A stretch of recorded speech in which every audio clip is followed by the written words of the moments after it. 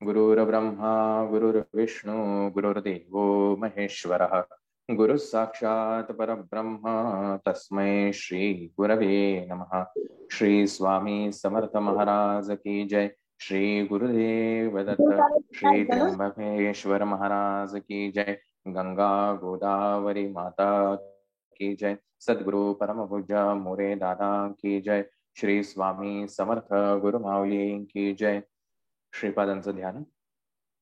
काषाय वस्त्रं करदण्डधारिणं कमण्डलू पद्मकरेण शङ्खं चक्रं गदाभूषितं भूषणाढ्यं श्रीपादराजं शरणं प्रपद्ये। श्रीपादराजं शरणं प्रपद्ये।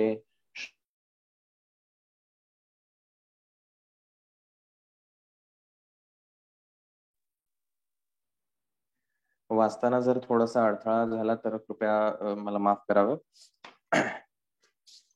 आजचे आपले अध्याय त्याची फलश्रुती आहे।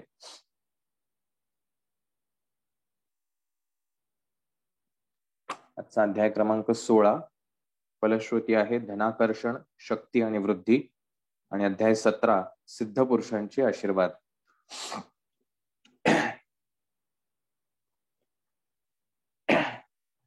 श्रीपाद राजम शरणम प्रपद्ये अध्याय 16 श्रीमन नारायण वृत्तांत। मी श्रीपाद श्रीवल्लभांच्या चरित्राचे स्मरण करीत मार्गक्रमण करीत होतो। स्वामी कुरुबड्डीला म्हणजे कुरुपूरला असल्याचे कळल्यापासून माझ्या आनंदाला पारावार उरला नव्हता। त्यांच्या दर्शनाची ओढ क्षणोक्षणी वाढतच होती। मार्गात एक उसाचे शेत दिसले। शेतात एक शेतकरी आनंदात बसला होता। शेजारीच उसाचा रस गाळून त्याचा गुळ करण्याचे काम चालू होते। त्या शेतातील खाटेवर बसलेल्या शेतकऱ्याने मोठ्या नम्र भावाने मला बोलावून उसाचा रस दिला। तो फारच मधुर रस होता। मी श्रीपादांच्या दर्शनास जात असल्याचे ऐकून त्या शेतकऱ्यास खूप आनंद झाला आणि तो शेतकरी मला म्हणाला, अहो काका, माझे नाव श्रीमान नारायण मल्लादी। आमचे गाव मल्ल्यादीपुरम होते, परंतु कालांतराने त्याचे नाव मल्लादी असे अपभ्रंशाने पडले। श्रीपाद श्रीवल्लभांचे आजोबा श्री बापन्नाचार्युलू यांचे आडनाव सुद्धा मल्लादी असे होते।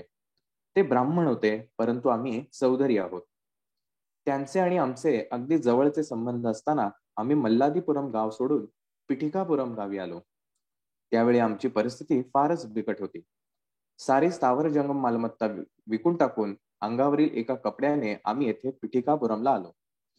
श्री बापन्नाचार्युलू यांनी आम्हास मोठ्या प्रेमाने जेवू घातले। त्यांचे शेत करण्याची आमची इच्छा आहे आम्ही त्यांना बोलून दाखविली। त्या दिवशी श्रीपाद घरी होते। ते म्हणाले, बापन्नाचार्युलूंच्या घरातील अन्न हे देवाच्या प्रसादासारखे असते। देवाच्या कृपेशिवाय हा प्रसाद मिळत नाही। बापन्नाचार्युलूंचे दर्शन मिळणे सुद्धा दुर्लभ आहे। तुमच्या पुण्याईनेच घडले आहे। बापन्नाचार्युलू आम्हास म्हणाले, आम्ही आमचे शेत करण्यास दुसऱ्यांना दिले आहे। काही कारण नसताना त्यांना काढून टाकणे धर्माविरुद्ध होईल। आता तुम्ही एक मुठभर उडीद एका कपड्यात बांध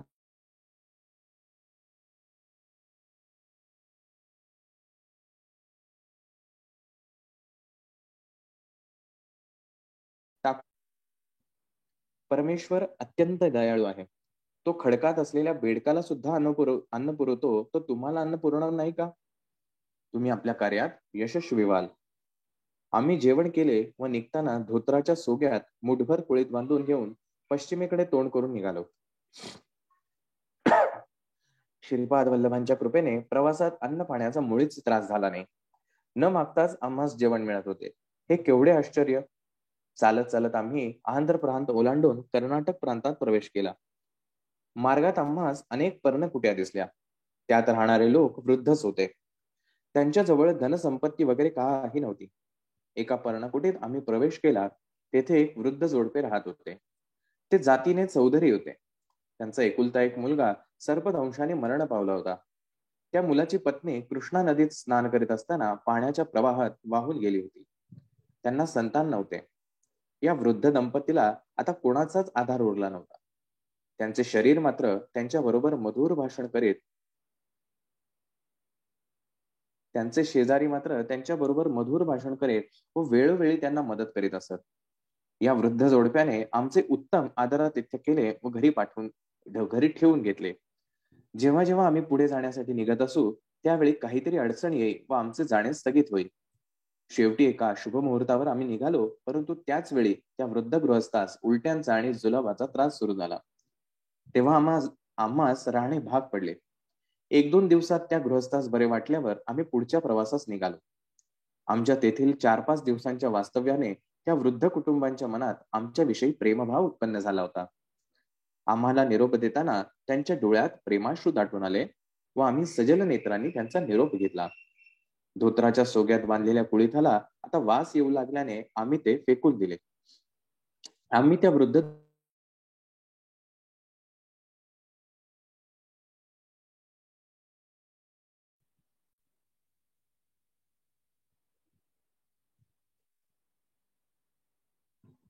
त्यांची निरीच्छ वृत्ती पाहून आम्हास अतिशय आश्चर्य वाटले. त्या वृद्ध दंपतीच्या परिचयाचा एक ज्योतिषी होता. त्याला त्यांनी बोलवले. तो घरी आल्यावर त्या वृद्ध गृहस्थास म्हणाला, तुमच्या घरी आलेले जे अतिथी आहेत ते अतिशय अमंगळ आहेत. त्यांच्या वास्तव्याने तुम्हाला दारिद्र्य प्राप्त होईल. त्यांना तुम्ही लवकरात लवकर घालवून द्या. ते वृद्ध दंपती म्हणाले, पंडितजी, त्यांच्या वास्तव्याने आलेल्या दारिद्र्याचा परिहार करण्याचा शास्त्रात काहीतरी उपाय असेल ना? आपण तो सांगावा. त्यासाठी कितीही खर्च झाला तरी आम्ही तो देऊ. त्या अतिथीचे अमंगल्य नष्ट करण्यासाठी जो पूजा विधी असेल तो सांगण्याची कृपा करावी. परमेश्वराच्या इच्छेनेच सारे विश्व चालते. सर्व देवांना मंत्राच्या सहाय्याने प्रसन्न करून घेता येते. प्रत्यक्ष ब्रह्मास प्रसन्न करून घेण्याचे विधान तुम्ही जाणता. यामुळे धर्तीवर तुम्ही ईश्वरच आहात. तुम्ही आमची इच्छा पूर्ण करा ही विनंती.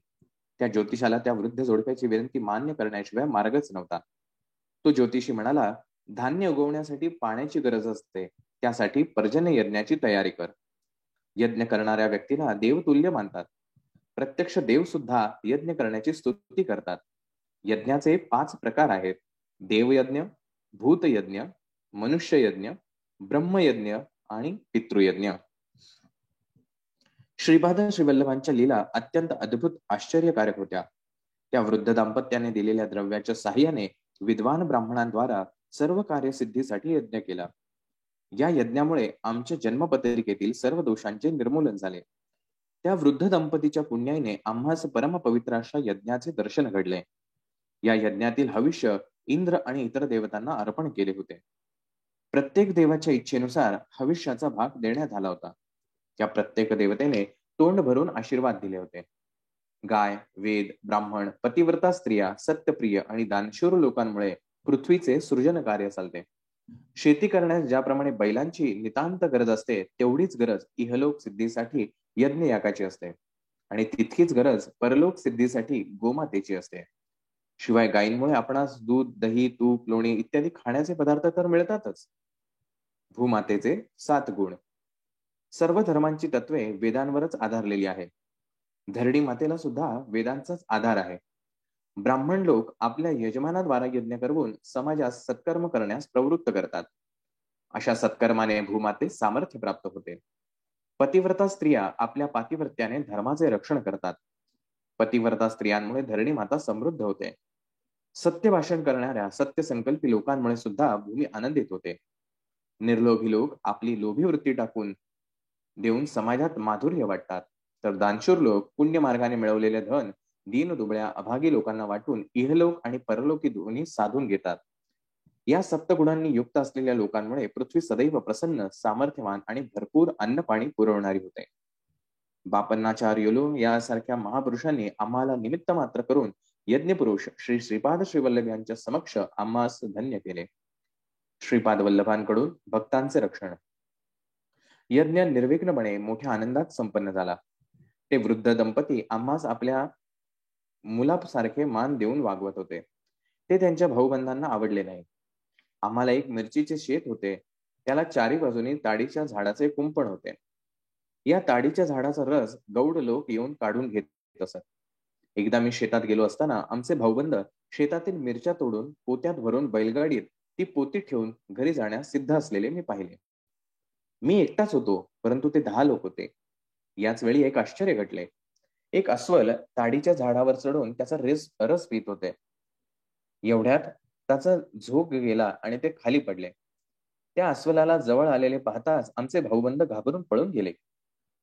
अस्वलाच्या विषारी नखांनी होणाऱ्या जखमांची त्यांना कल्पना होती. मी श्रीपादांचे नामस्मरण करीत बैलगाडीत बसलो व ती गाडी चालू लागली. ते अस्वल श्रीपादाच्या नामस्मरणाच्या आवाजाने शांत झाले व आमच्या बरोबर चालत आमच्या घरी आले. त्या अस्वलाला पाहून त्या वृद्ध दंपतीच्या घराजवळचे शेजारी आश्चर्यचकित झाले. त्या रात्री आम्ही श्रीपाद श्रीवल्लभांचे भजन केले तर तेच अस्वल सुद्धा आमच्या बरोबर बसून तन्मयतेने भजन ऐकत होते. भजन संपून सर्वांना प्रसाद वाटला. तो त्या अस्वलाने आनंदाने खाल्ला. यानंतर ते अस्वल आमच्या घरातील एक सदस्य असल्याप्रमाणे राहत होते. ते आमच्याशी प्रेमाने राही, परंतु आमच्या शत्रूंना त्याची भीती वाटते. त्याच्या भीतीमुळे शेताचे रक्षण करण्याचे काम अनायासे अस्वलच करी. आमच्या घरी दत्तप्रभूंच्या लीला कथांचे कीर्तन व श्रीपादांचे नामस्मरण नित्य नियमाने झाले. एकदा असेच शेतात गेले असताना ते अस्वल शेतात आले. माझ्याकडे मोठ्या प्रेमाने पाहिले. मी श्रीपाद स्वामींचे नाम घेण्यास सुरुवात करताच ते मोठ्या आनंदाने नाचू लागले. आमच्या शेजारच्या गावात एक मांत्रिक आला होता. त्यांनी काही उपासना करून शक्ती प्राप्त केल्या होत्या. त्याच्या प्रभावात येणाऱ्या लोकांकडून तो धन लुबाडून घेऊन संग्रहित करीत होता. आमच्या भाऊबंधांनी त्याला शरण जाऊन त्याचा आश्रय घेतला होता. त्याने अस्वलावर मंत्र प्रयोग केला, त्यामुळे त्याची सारी शक्ती नष्ट झाली. तो अगदी निश्चेष्ट होऊन पडला. दुसऱ्या मंत्राने त्याने अस्वलाच्या साऱ्या शक्ती स्वतः आकर्षून घेतल्या. रामायणातील वालीप्रमाणे त्याला एक विद्या अवगत होती, जिच्या प्रयोगाने समोरील शत्रुपक्षाची अर्धी शक्ती त्यास प्राप्त होत असे. या कारणामुळे श्रीरामांनी वालीला झाडाच्या मागे लपून बाण मारला होता व त्याने त्याचा अंत झाला. श्रीपाद श्रीवल्लभांच्या शिष्यांना कर्मबंधनापासून मुक्तता. श्रीपाद स्वामींच्या लीला मोठ्या अगम्य आहेत. त्यात कार्यकारण संबंध शोधणे अत्यंत कठीण आहे. कारणाशिवाय कोणतेही कर्म संभवत नाही. इंद्राची पूजा गोकुळवासियांनी प्रतिवर्षाप्रमाणे न केल्यामुळे रागावून त्याने गोकुळावर अतिवर्षा केली. तेव्हा श्रीकृष्णाने गोवर्धन पर्वत आपल्या अंगुलीवर उचलून धरला व त्याखाली सारे गोकुळवासी सुरक्षित राहिले. ज्याप्रमाणे श्रीकृष्णाने सर्व गोकुलवासियांचे रक्षण करून आपल्या गोपाल धर्माचे पालन केले, त्याचप्रमाणे श्रीपाद वल्लभांनी मांत्रिकाच्या योग शक्तीला तिच्या आज्ञेप्रमाणे करू दिले. अस्वल त्या शक्तीला बळी पडले. त्याच्यातील पुण्य अंशामुळे ते श्रीपाद स्वामींचे भक्त झाले होते. त्या मांत्रिकाच्या शक्ती प्रयोगाने निचेष्ट पडलेले अस्वल मंद गतीने रडत होते. दुःखी जीवांचे रुदन श्रीपाद श्रीवल्लभ स्वामींना न चुकता ऐकू येते. ते प्रत्येकाच्या कर्मानुसार पापकर्माच्या फलाची तीव्रता कमी करतात.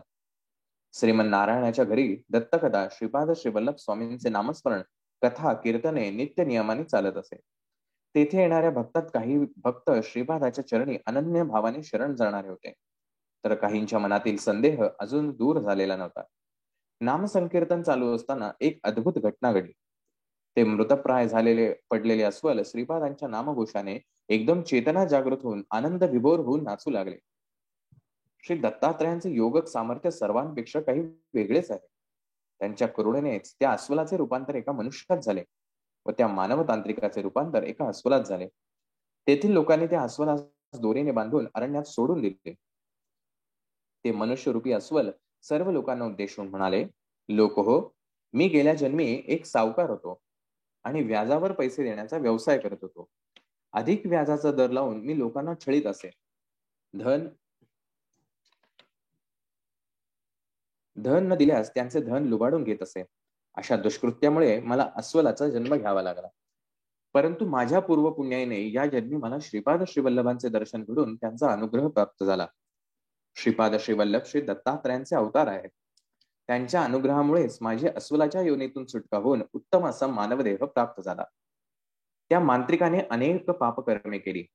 त्याने माझ्यासारख्या मूक असलेल्या आणि विशेष म्हणजे श्रीपाद श्रीवल्लभ स्वामींचा भक्त असलेल्या प्राण्यांचा विनाकारण छळ केला. या पापकर्मामुळे त्याला श्रीपाद श्रीवल्लभ स्वामींनी योग्य ते शासन केले.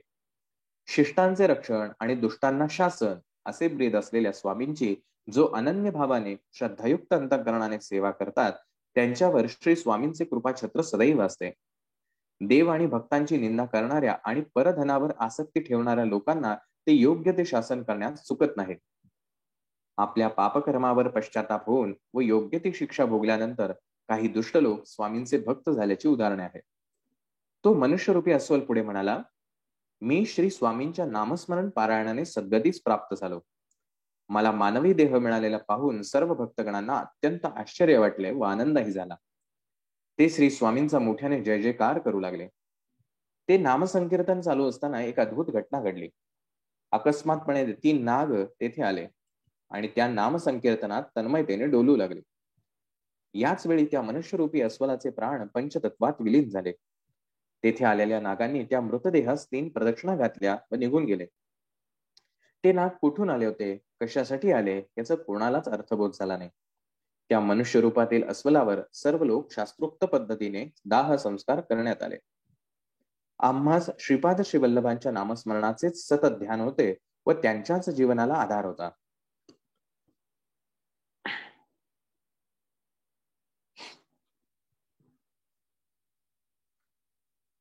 ते 3 नाग वरील घटनेनंतर आमच्या घरीच राहू लागले.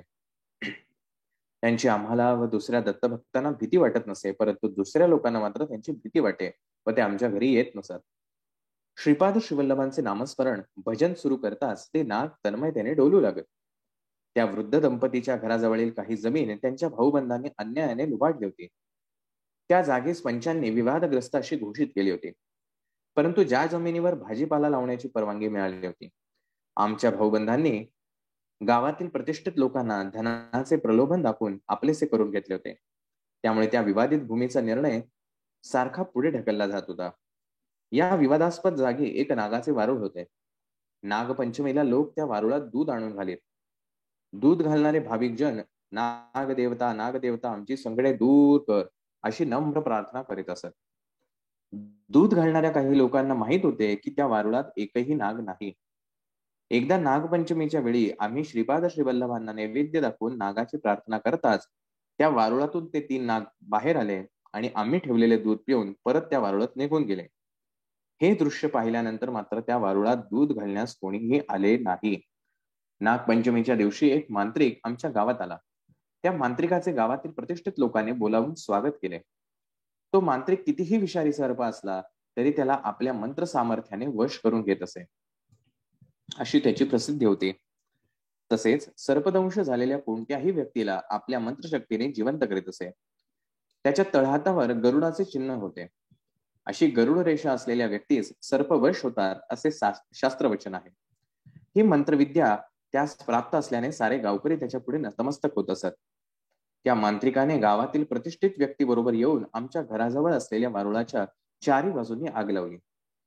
तो ज्या आगीजवळ बसून जोर जोरात मंत्रोच्चार करीत होता व विचित्र हावभाव करीत होता, त्या सर्पांना मारल्यास पाप लागेल असे आम्ही त्याला दूर उभे राहून सांगत होतो. परंतु आम्ही तेथे काहीच करू शकत नव्हतो. त्यावेळी आम्ही त्या निरपराध सर्पांचे रक्षण करावे अशी श्रीपादांचे चरणी प्रार्थना केली. त्या मंत्राच्या प्रभावाने ते 3ही सर्प वारुळातून बाहेर आले. परंतु आम्ही पाहिले की त्या मांत्रिकाची मंत्रविद्या क्षीण होत होती. त्याला काहीच करता येत नव्हते. तो मोठ्याने मंत्रोच्चार करीत होता, परंतु त्याचा काहीच उपयोग होत नव्हता. ते सर्प ज्या दिशेने जात होते तेथील अग्नी श्रीपादांच्या कृपेने थंड झालेला असे. आणि आश्चर्य म्हणजे अग्निदेवतेने त्या 3ही सर्पांसाठी मार्ग मोकळा करून दिला होता. ते ज्या मार्गाने आले होते त्या मार्गाने निर्विघ्नपणे निघून गेले. थोड्याच वेळात तो अग्नी पूर्णपणे शांत झाला. ते दृश्य पाहून त्या मांत्रिकाचे अनुचर पळून गेले. त्याच वेळी गावातील प्रतिष्ठित व्यक्तींच्या मोठ्या मुलास सर्पदंशाच्या खुणा दिसून आल्या. थोड्याच वेळात त्याचे शरीर सर्पाच्या विषाने काळे निळे झाले. दुसऱ्या मुलाची दृष्टी पूर्णपणे नष्ट झाली. त्या मांत्रिकाने पुष्कळ मंत्रोच्चार केला, परंतु काहीच उपयोग झाला नाही. त्या मांत्रिकाच्या हातावरील ती गरुड रेषा हळूहळू लहान होत अदृश्य झाली. गावातील लोकांना खूप भीती वाटली. या भयंकर संकटातून केवळ श्रीपाद श्रीवल्लभ आपली सुटका करू शकतील असा त्यांचा दृढ विश्वास वाटत होता. त्या मांत्रिकाची मंत्रविद्या पूर्णपणे लुप्त होऊन तो निस्तेज होऊन जमिनीवर पडला. श्रीपाद प्रभूंची लीला कोणत्या प्रसंगी कशी व कोणाला सहाय्यभूत होईल हे समजून येत नाही. गावातील सर्व लोक धावत धावत येऊन ओक्साबोक्शी रडू लागले, परंतु आम्ही काही करू शकलो नाही. अनन्य भावाने श्रीपाद प्रभूंना शरण जाऊन त्यांचे नामस्मरण केल्यास तुमची 2ही मुले पूर्वस्थितीत येतील असे आम्ही त्यांना सांगितले. निस्तेज झालेला मांत्रिक अल्पावधीतच गतप्राण झाला. त्या मांत्रिकाचे पार्थिव शरीर गावप्रमुखांच्या घरासमोर ठेवले होते. आमचे भाऊबंध भीतीने थरथर कापत होते.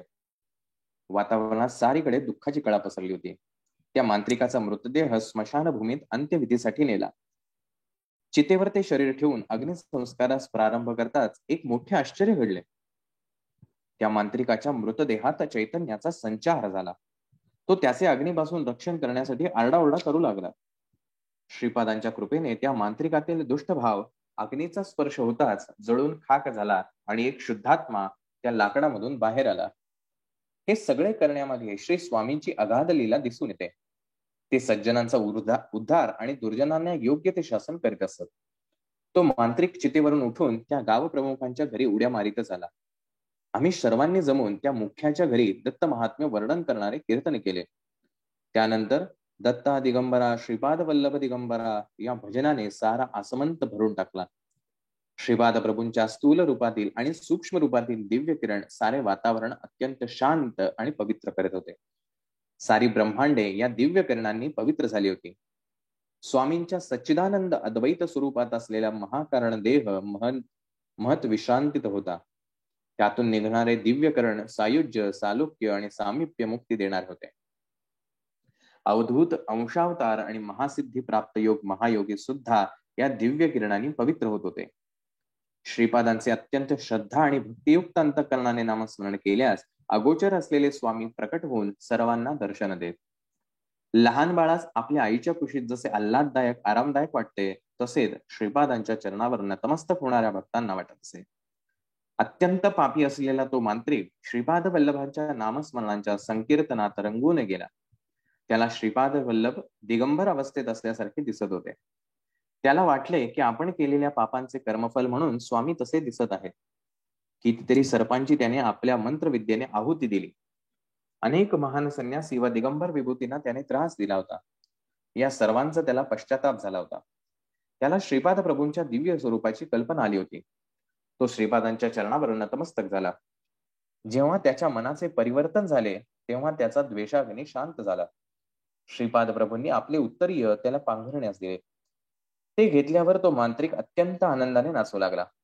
सूर्योदय होण्यापूर्वीच त्या ग्रामप्रमुखाच्या धाकट्या मुलास उत्तम दृष्टी प्राप्त झाली. श्रीपाद प्रभूंच्या नैवेद्याच्या दुधाने मोठ्या मुलास शुद्ध आली आणि थोड्या वेळातच तो पूर्ववत निरोगी झाला. तो मांत्रिक सर्व संघ परित्याग करून साधू होऊन दूरदेशी निघून गेला. गावातील पंचांनी त्या वृद्ध दंपतीची जमीन त्यांनाच मिळावी असा न्याय दिला. 3 सर्पराज असलेल्या वारुळातून 3 औदुंबराची झाडे उगवली. काही काळानंतर दत्तानंद अवधूत संन्यासी आमच्या घरी आले. हे संन्यासी औदुंबर वृक्षाखाली ध्यान करीत असत. एका शनिवारी सायंकाळी श्रीपादांच्या नैवेद्यासाठी केलेला हलवा प्रसाद म्हणून सर्वांना दत्तानंदाने दिला.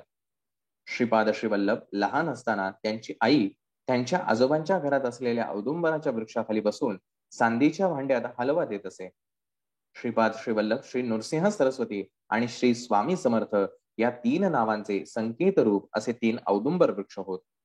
या संकेत रूपी वृक्षाच्या बीजांचे फलस्वरूप म्हणून पिठिकापुरम गावात एक औदुंबर वृक्ष आहे. या पुण्यप्रद वृक्षाच्या गर्द छायेत वृक्षाखाली श्रीपाद वल्लभांच्या मूर्तीचा प्राणप्रतिष्ठा करून त्यावर एक सुंदर असे मंदिर बांधण्यात आले. या मंदिराची अशी ख्याती आहे की जे भक्त शनिवारी प्रदोष काळी हलव्याचा नैवेद्य दाखवतील त्यांना सर्व सुखे, संपत्ती आणि अनन्य समाधान प्राप्त होईल. श्रीपाद श्रीवल्लभांचा हा वृत्तांत ऐकून माझी भक्ती अजून दृढ झाली आणि मी पुढच्या प्रवासासाठी कुरुगड्डीच्या दिशेने निघालो. श्रीपाद श्रीवल्लभांचा जय जयकार असो. श्रीपाद राजम शरणम प्रपद्ये. अध्याय 17. श्री नामानंदांचे दर्शन. मी कुरुगड्डीला जात असताना मार्गात एक स्त्री केस मोकळे सोडून विचित्र हास्य करीत माझ्या जवळ आली. तिची मनस्थिती बरोबर नसल्याने ती काहीतरी अस्पष्ट सजे ओरडत होती. ती माझ्याजवळ येताच मला तिची अत्यंत भीती वाटून माझे हात पाय थरथर कापू लागले.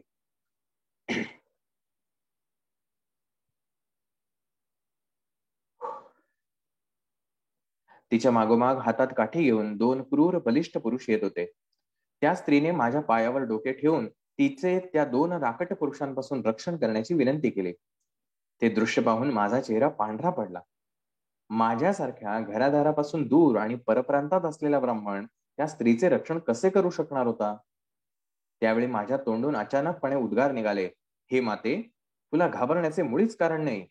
या दुष्ट दुराचारी लोकांपासून श्रीपाद श्रीवल्लभ जे नक्कीच रक्षण करतील. तू निर्भयतेने उठून उभी राहा. त्या स्त्रीच्या मागे आलेले पुरुष माझ्याकडे आश्चर्याने पाहत होते.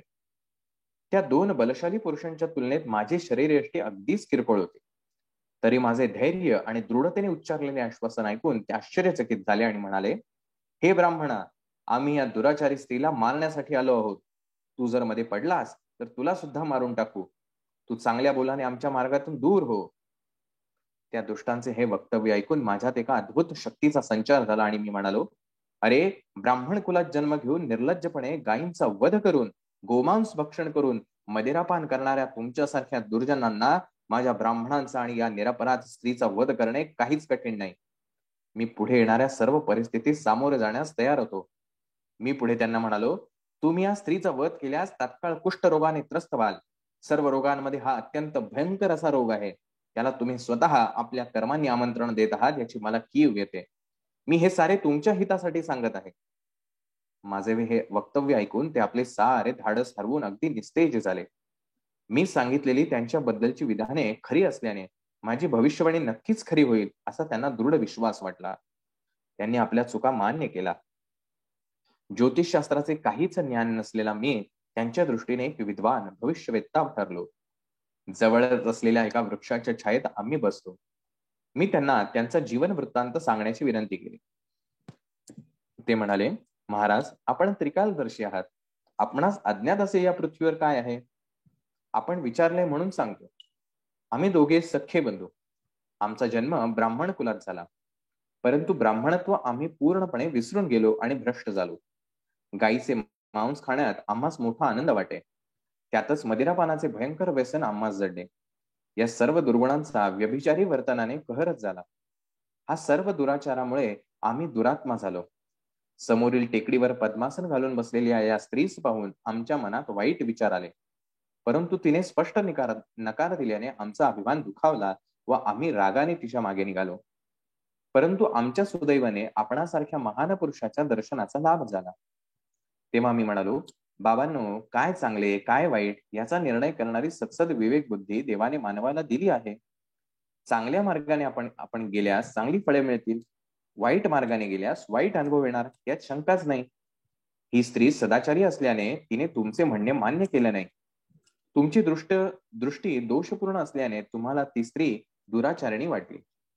तुम्ही तिच्याकडे वाईट भावनेने गेला होता. परंतु आता तुम्हाला आपल्या वाईट कर्मांचा पश्चाताप होतो आहे. तुमची पापे परमेश्वर क्षमा करेल किंवा नाही हे ते मी सांगू शकत नाही.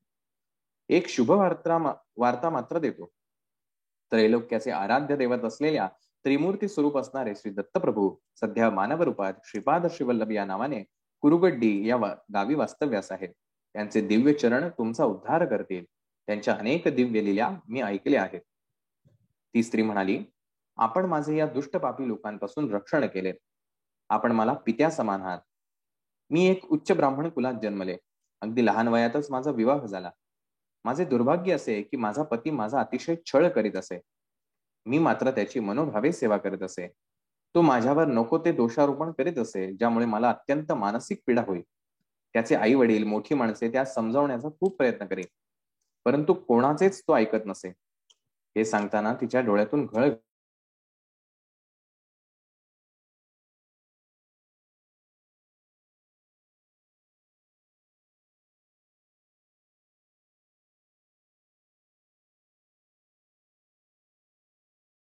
त्याला माझ्या सासू सासऱ्याने बोलावून घेतले. त्याने माझी कुंडली मांडून चित्रविचित्र पूजा अर्चा करून म्हणाला, ही नीच जातीची स्त्री आहे. तिच्या हातून अनेक अमंगल कार्य घडली आहेत. त्यामुळेच तिच्या पतीस नपुंसकत्व प्राप्त झाले. तिला घरातून बाहेर काढल्यावर तुमचे सारे गृहदोष नाहीसे होतील व माझ्या पूजा अर्चा फलित होतील. तिचा पती सुद्धा चांगला सशक्त होईल.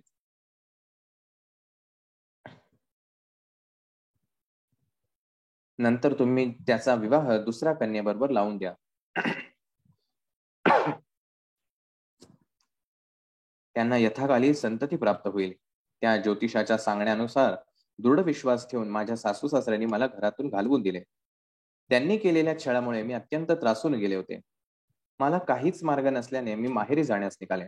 परंतु तेवढ्यात तो मांत्रिक आला आणि त्याने मला अडवले व वाईट नजरेने माझ्याकडे पाहू लागला. मला त्याच्या डोळ्यात दुष्ट वासनेचे ज्वलंत अंगारे दिसले. मी अत्यंत क्रोधायमान झाले. माझ्या शरीरात भद्रकालीची शक्ती प्रकट झाली होती.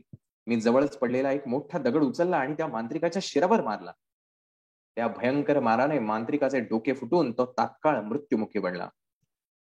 माझ्या शील रक्षणासाठी मला दुसरा मार्ग नसल्याने मी तो दगड मारला होता.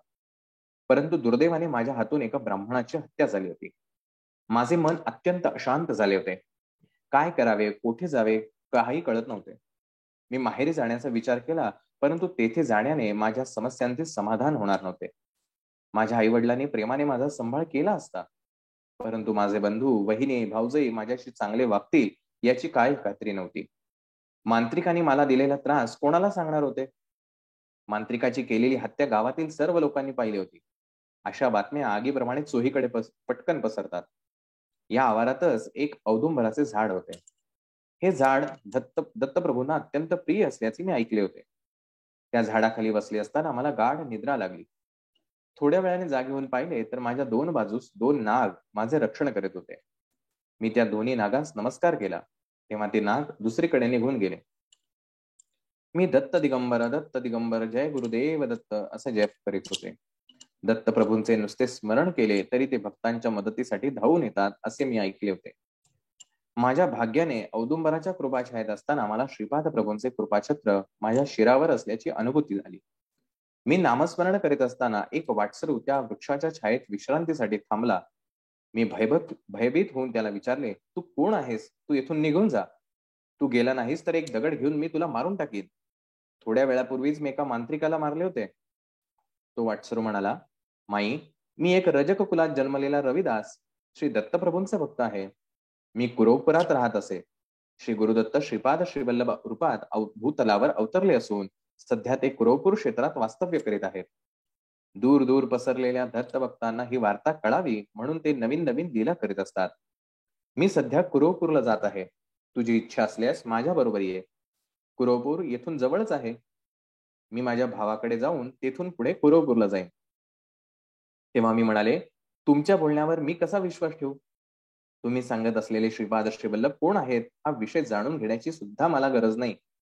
ते जर दत्तमूर्ती असते तर त्यांनी माझे रक्षण केले असते.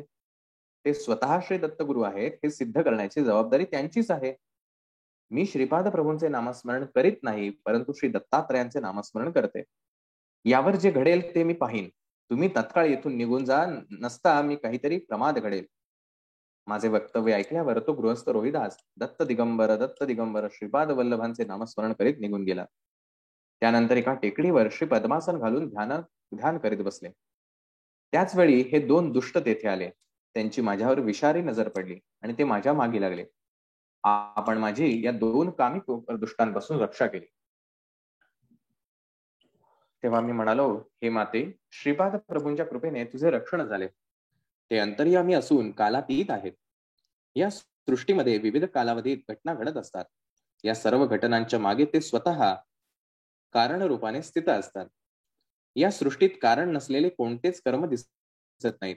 श्रीपाद श्रीवल्लभ स्वामींना निर्गुण, सगुण, निराकार, साकार सारख्याच यासारख्या कोणत्याच अवस्थेत कोणीच जाणू शकत नाही. प्रत्यक्ष वेदांनी सुद्धा त्यांच्या समोर हात टेकले व नेती नेती आम्ही जाणत नाही असे म्हटले आहे. वेदांची ही अवस्था झाली तर सामान्य भक्त त्यांच्याबद्दल काय जाणू शकेल? त्यांच्या स्वरूपाचे ज्ञान त्यांना स्वतःलाच असणार यात तिळ मात्र संशय नाही. आपण मात्र त्यांचे नामस्मरण करीत गेल्यास त्यांचा अनुग्रह नक्कीच होतो आणि सर्व दुःखातून आपली मुक्तता होते. मी दोन्ही ब्राह्मण आणि एक ब्राह्मणी सुशीला आम्ही चौघे मिळून कुरुगड्डीस जाण्यास निघालो. मार्गात आम्ही श्री दत्तप्रभू आणि श्रीपाद श्रीवल्लभांचे भजन करीत नामस्मरण करीत जात होतो. रस्त्यावरील लोकांना आम्ही भजन मंडळातील लोक असल्यासारखे वाटत होते. मार्गात असलेल्या नामानंद स्वामी या थोर महात्म्यांच्या आश्रमात पोहोचलो. श्रीपाद प्रभूंचे रूप परिवर्तन आणि शिष्य नामानंदास अनुग्रह. श्री नामानंद स्वामी हे त्रिकालज्ञानी महात्मा पुरुष होते. त्यांनी आमचे मोठ्या आदरपूर्वक स्वागत केले. त्यांनी आपला परिचय देण्यास सुरुवात केली. ते म्हणाले, माझ्या वडिलांचे नाव मायन्नाचार्यलू आणि माझे नाव सायन्नाचार्यलू. आमचे गोत्र भारद्वाज आणि आम्ही वैष्णव संप्रदायाचे आहोत. मी संन्यास दीक्षा घेतल्यावर माझे नाव नामानंद असे ठेवले गेले. संन्यासोत्तर मी पूर्ण वैराग्य धारण करून पुण्यक्षेत्र आणि सिद्धतीर्थाच्या यात्रा केल्या. नंतर सद्गुरूंच्या शोधात निघालो. फिरत फिरत मी पिठिकापुरम येथे येऊन पोहोचलो. आम्ही वैष्णव असल्याने श्री विष्णूंचीच आराधना करतो. आमचे सोवळे कडक असते आणि आचार विचार उच्च असतात. पिठिकापुरम येथील कुंती माधवाचे दर्शन घेऊन बाहेर आल्यावर समोर एक चांडाळ उभा असलेला दिसला. चांडाळाचे दर्शन आम्ही वाईट समजतो. तो चांडाळ समोर येऊन उच्च स्वरात म्हणाला, आमची दक्षिणा देऊन पुढे जा. मी आश्चर्याने त्याच्याकडे पाहतच राहिलो. गावातील सर्व लोक हा प्रकार पाहत होते. कलियुगामुळे असे विपरीत प्रकार घडत असल्याचे सर्वांना वाटत होते. तो चांडाळ मदिरापान करून श्री वैष्णवांवर अत्याचार करीत होता. एवढ्यात नामानंद त्यास म्हणाले, अरे चांडाळा, तू कोण आहेस? मी एक वैष्णव ब्राह्मण आहे. माझे नाव नामानंद आहे. तू मला दक्षिणा मागे योग्य वाटत नाही. त्या चांडाळाचे डोळे लाल झाले होते. त्याचा भयंकर चेहरा कोणासही भय वाटावे असा होता. नामानंदाच्या शांत भाषणामुळे तो अधिकच क्रोधित झाला होता. तो चांडाळ नामानंदांना म्हणाला, तू सद्गुरूच्या शोधात वेड्यासारखा फिरत आहेस. तू मला ओळखत नाहीस. मीच तुझा सद्गुरू आहे. मीच तुला संन्यासोत्तर नामानंद असे नाव दिले. तुझ्याजवळ असलेली सारी संपत्ती मला गुरुदक्षिणा म्हणून अर्पण कर आणि सर्वांसमक्ष मला साष्टांग नमस्कार करून गुरु म्हणून माझा स्वीकार कर. तू जर असे केले नाहीस तर मी तुझा सर्वनाश करेन. तुझ्या शरीराचे तुकडे करून तुला मरणप्राय यातना देईन. श्री नामानंदाबरोबर त्या चांडाळ वर्णातील व्यक्तीने अतिशय कडक व्यवहार केला होता. तो पुढे म्हणाला, मी सांगेन तसे तुला वागले पाहिजे. तू देवांची कितीही आराधना केलीस तरी कोणी तुला मदत करणार नाही. एवढे बोलून तो चांडाळ नामानंदावर चाल करून आला. नामानंदाच्या मनात नसताना केवळ दुसरा उपाय नसल्याने त्यांनी त्या चांडाळाचे पाय धरले. त्यांचे सर्वस्व त्या चांडाळाला गुरुदक्षिणा म्हणून अर्पण केले. देवाची आपण जी कल्पना करतो त्यापेक्षा तो कसा विपरीत असतो याची कल्पना नामानंदांना आली. परंतु तितक्याच तो चांडाळ स्वामींना दिव्य मंगल अशा स्वरूपात दर्शन देत असल्याचा भास झाला. त्याच्या त्या दिव्य नेत्रातून अनंत दया करुणा यांचा वर्षाव झाल्यासारखा वाटत होता. दिव्य मंगलमूर्ती असलेल्या त्या भगवंतांनी म्हटले, मी श्री दत्त आहे. सध्या श्रीपाद श्रीवल्लभांच्या स्वरूपात मी पिठिकापुरम येथे अवतरित झालो आहे. तू माझा भक्त आहेस आणि मी तुझा सद्गुरू आहे. तू माझे सर्वस्व झाला आहेस. मीच सच्चित आनंद आहे. तू उद्यापासून नामानंद नाम धारण करून धर्म प्रचार कर. तुला सुख आणि शांती प्राप्त होईल. शेवटी माझ्या पदास येशील. असे सांगून चांडाळाच्या वेशात असलेले दत्तप्रभू अंतर्धान पावले. श्री नामानंद स्वामींना श्रीपाद श्रीवल्लभांकडून भोजनाचे आमंत्रण. अशा प्रकारे नामानंद संन्यासी पिठिकापुरम येथील श्रीपाद श्रीवल्लभांचे दर्शन घेण्यासाठी पुढे निघाले. त्यांना मार्गात कोणी भिक्षा घातली नाही. भुकेने त्यांचा जीव व्याकुळ होत होता. सर्वजण त्यांच्याबद्दल शंका घेत होते. त्यांना वाटले, हा एक वेडा आहे. एक चांडाळ येऊन याच्याकडून गुरुदक्षिणा घेऊन गेला. हा ब्राह्मण असून याने चांडाळाला आपला गुरु केला म्हणून हा अस्पृश्य झाला आहे. म्हणून याला भिक्षा देणे म्हणजे शास्त्र विरुद्ध होईल. या विचाराने पिठिकापुरम गावातील लोकांनी नामानंद स्वामींना भिक्षा घातली नाही. फिरत फिरत ते अप्पळराज शर्मांच्या घरी पोहोचले. अत्यंत भुकेमुळे तोंडातून शब्द सुद्धा बाहेर पडत नव्हते. कसे बसे ते ओम भिक्षाम देही म्हणाले. तेवढ्यात दार उघडून घरातून श्रीपाद श्रीवल्लभ अन्नाचे भरलेले ताट घेऊन आले. त्यांना उसरीवर बसून त्यांनी स्वहस्ते नामानंद स्वामींना खाऊ घातले. आहा हा, केवढे ते भाग्य! विश्वनियंता आपल्या भक्ताला स्वहस्ते जेवण भरवित होता. धन्य ते गुरु आणि धन्य ते शिष्य. जेवण झाल्यावर त्या अनंत शक्ती स्वरूप अशा विधात्याने आपला हात नामानंदाच्या शिरावर ठेवला आणि आशीर्वाद दिला, तुला सर्व सिद्धी प्राप्त होईल. कशासाठीही तुला हात पसरावा लागणार नाही. तू कुठेही असलास तरी मी तुझ्याबरोबर अदृश्य रूपाने असेन. मी डोळ्यांच्या पापणीप्रमाणे तुझे रक्षण करेन. असे आशीर्वाद आणि अभयवचन दिले. त्या दिवसापासून धर्मप्रसारासाठी संन्यासी होऊन नामानंद भ्रमण करीत होते. अदृश्यपणे श्रीपाद प्रभूंचा दिव्य हस्त स्वामींचे रक्षण करीत असे. अशा प्रकारे स्वामींनी आम्हास त्यांच्या आश्रमात स्वतःबद्दलची संपूर्ण माहिती सांगितली. 4 प्रकारचे जीवनमुक्त प्राणी. नामानंद स्वामींच्या आश्रमात सर्व शिष्य बसलेले असताना एका शिष्याने गुरूंना प्रश्न विचारला, स्वामी, श्री दत्तांची आराधना केल्याने शीघ्र मोक्ष प्राप्ती होते, यासाठी काही साधना मंत्र किंवा विधाने आहेत का? माझ्या शंकेचे समाधान करून मला कृतार्थ करावे. त्यावर प्रसन्न चित्ताने श्री स्वामी म्हणाले, हे पुत्र, वासना त्याग म्हणजेच मोक्ष होय. शरीर पतनानंतरच मोक्ष मिळतो असा नियम नाही. शरीर प्रारब्धानुसार शरीराला विविध अनुभव येत असतात. ज्या सत्पुरुषांचा जीवात्मा मुक्त अवस्थेत असतो त्यांना जीवनमुक्त म्हणतात. आपल्या इष्टदेवतेच्या सतत सानिध्यात राहणे यालाच सालोक्य मुक्ती असे म्हणतात. या अवस्थेत साधक इष्टदेवताच्या लोकात राहतो. यापेक्षा अधिक पुण्यवान भक्तांना इष्टदेवतांच्या समीप राहण्याचे भाग्य लाभते, त्याला सामिप्य मुक्ती असे म्हणतात. त्यापेक्षा विशेष पुण्य करणाऱ्यांना भक्तांना इष्टदैवतांचेच स्वरूप प्राप्त होते, त्याला सारूप्य मुक्ती असे म्हणतात. यापेक्षा सुद्धा उच्च स्थिती प्राप्त झाली म्हणजे भक्त इष्टदैवतांच्या चैतन्यातच एकरूप होऊन जातो. या अवस्थेस सायुज्य मुक्ती असे म्हणतात. या आध्यात्मिक चिंतनात दत्तभक्ती इहलोकी राहूनच सालोक्य मुक्तीचा अनुभव घेत असतात. ते शरीराने प्रारब्धाचे भोग घेत असले तरीही मनाने ते श्री दत्तप्रभूंच्या चरणाशी सतत निमग्न असतात. त्यांना सदैव श्री दत्तप्रभूंचेच ध्यान असते. सृष्टी धर्म आणि सूक्ष्म सृष्टीतही कालचक्र हे चालूच असते. सृष्टीचा चिद्विलास अंतर्दृष्टीने पाहून दत्तभक्त आनंदाने विभोर होतो. स्वार्थरहित योग्याच्या दिव्य शक्तीने विश्व कल्याण होत असते. त्यात त्यांचा निस्वार्थीपणा दिसून येतो. याप्रमाणे हा योगी इहलोकी आपले कल्याण करून सामिप्य मुक्ती प्राप्त करून घेतो. असा भक्त श्री दत्तप्रभूंच्या दिव्य लीला अंतदृष्टीने पाहून त्यांचे मनन चिंतन करून सालोक्य मुक्तीपेक्षा श्रेष्ठत्व प्राप्त करून सर्वोच्च आनंद प्राप्त करून घेतो. जीव शरीर बंधनात असताना त्याला अनेक वासना इच्छा आपल्या बंधनात ठेवतात. परंतु जेव्हा त्याला मुक्त अवस्थेचे ज्ञान होते तेव्हा त्याला खूपच हलके हलके वाटते. याप्रमाणे इच्छा वासनारहित लघु जीवन आनंदात रममाण असतात. सायुज्य मुक्तीचा लाभ झालेल्या दत्त भक्तांमध्ये श्री दत्तलीला यथेच्छ मात्रेने प्रकट होतात. या भक्तांना आणखीन काही प्राप्त करून घ्यावे अशी इच्छाच नसते. श्री दत्तप्रभूंचे दर्शन, स्पर्श, संभाषण आणि अनुग्रह प्राप्त झालेल्या भक्तांना त्यांचे सतत रक्षण मिळत असते. इहलोकात किंवा परलोकात प्राप्त होणारे महदैश्वर्य श्रीपाद श्रीवल्लभ दत्त स्वामीच देतात. मानव विविध देवतांना वेगवेगळ्या स्वरूपात भजतात. ते सर्व देव श्रीपाद प्रभूंचेच दिव्य अंश असतात. त्या देवतांकडून श्रीपाद श्रीवल्लभ त्या भक्तांना अनुग्रह देतात. श्री दत्त आराधनेची विशेषता.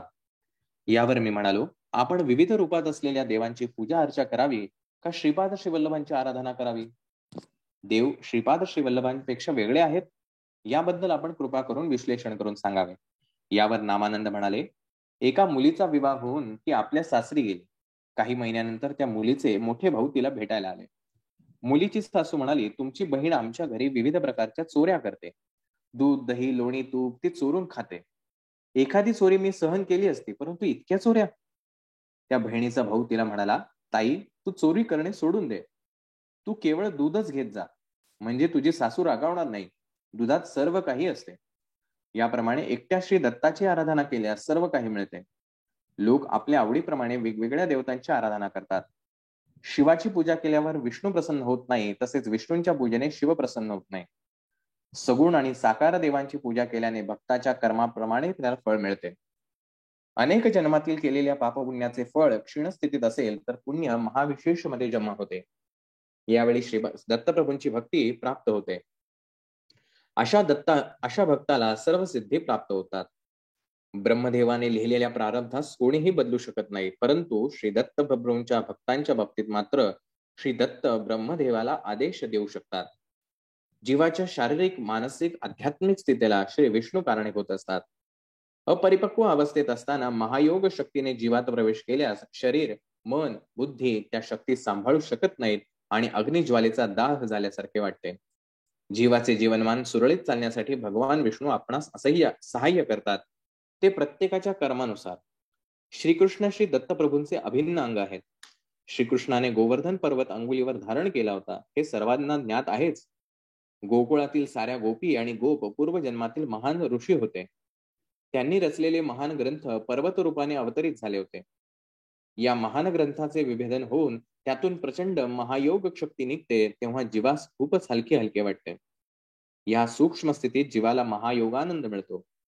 हा मिळवण्यासाठी कठीण तपश्चर्या लागते.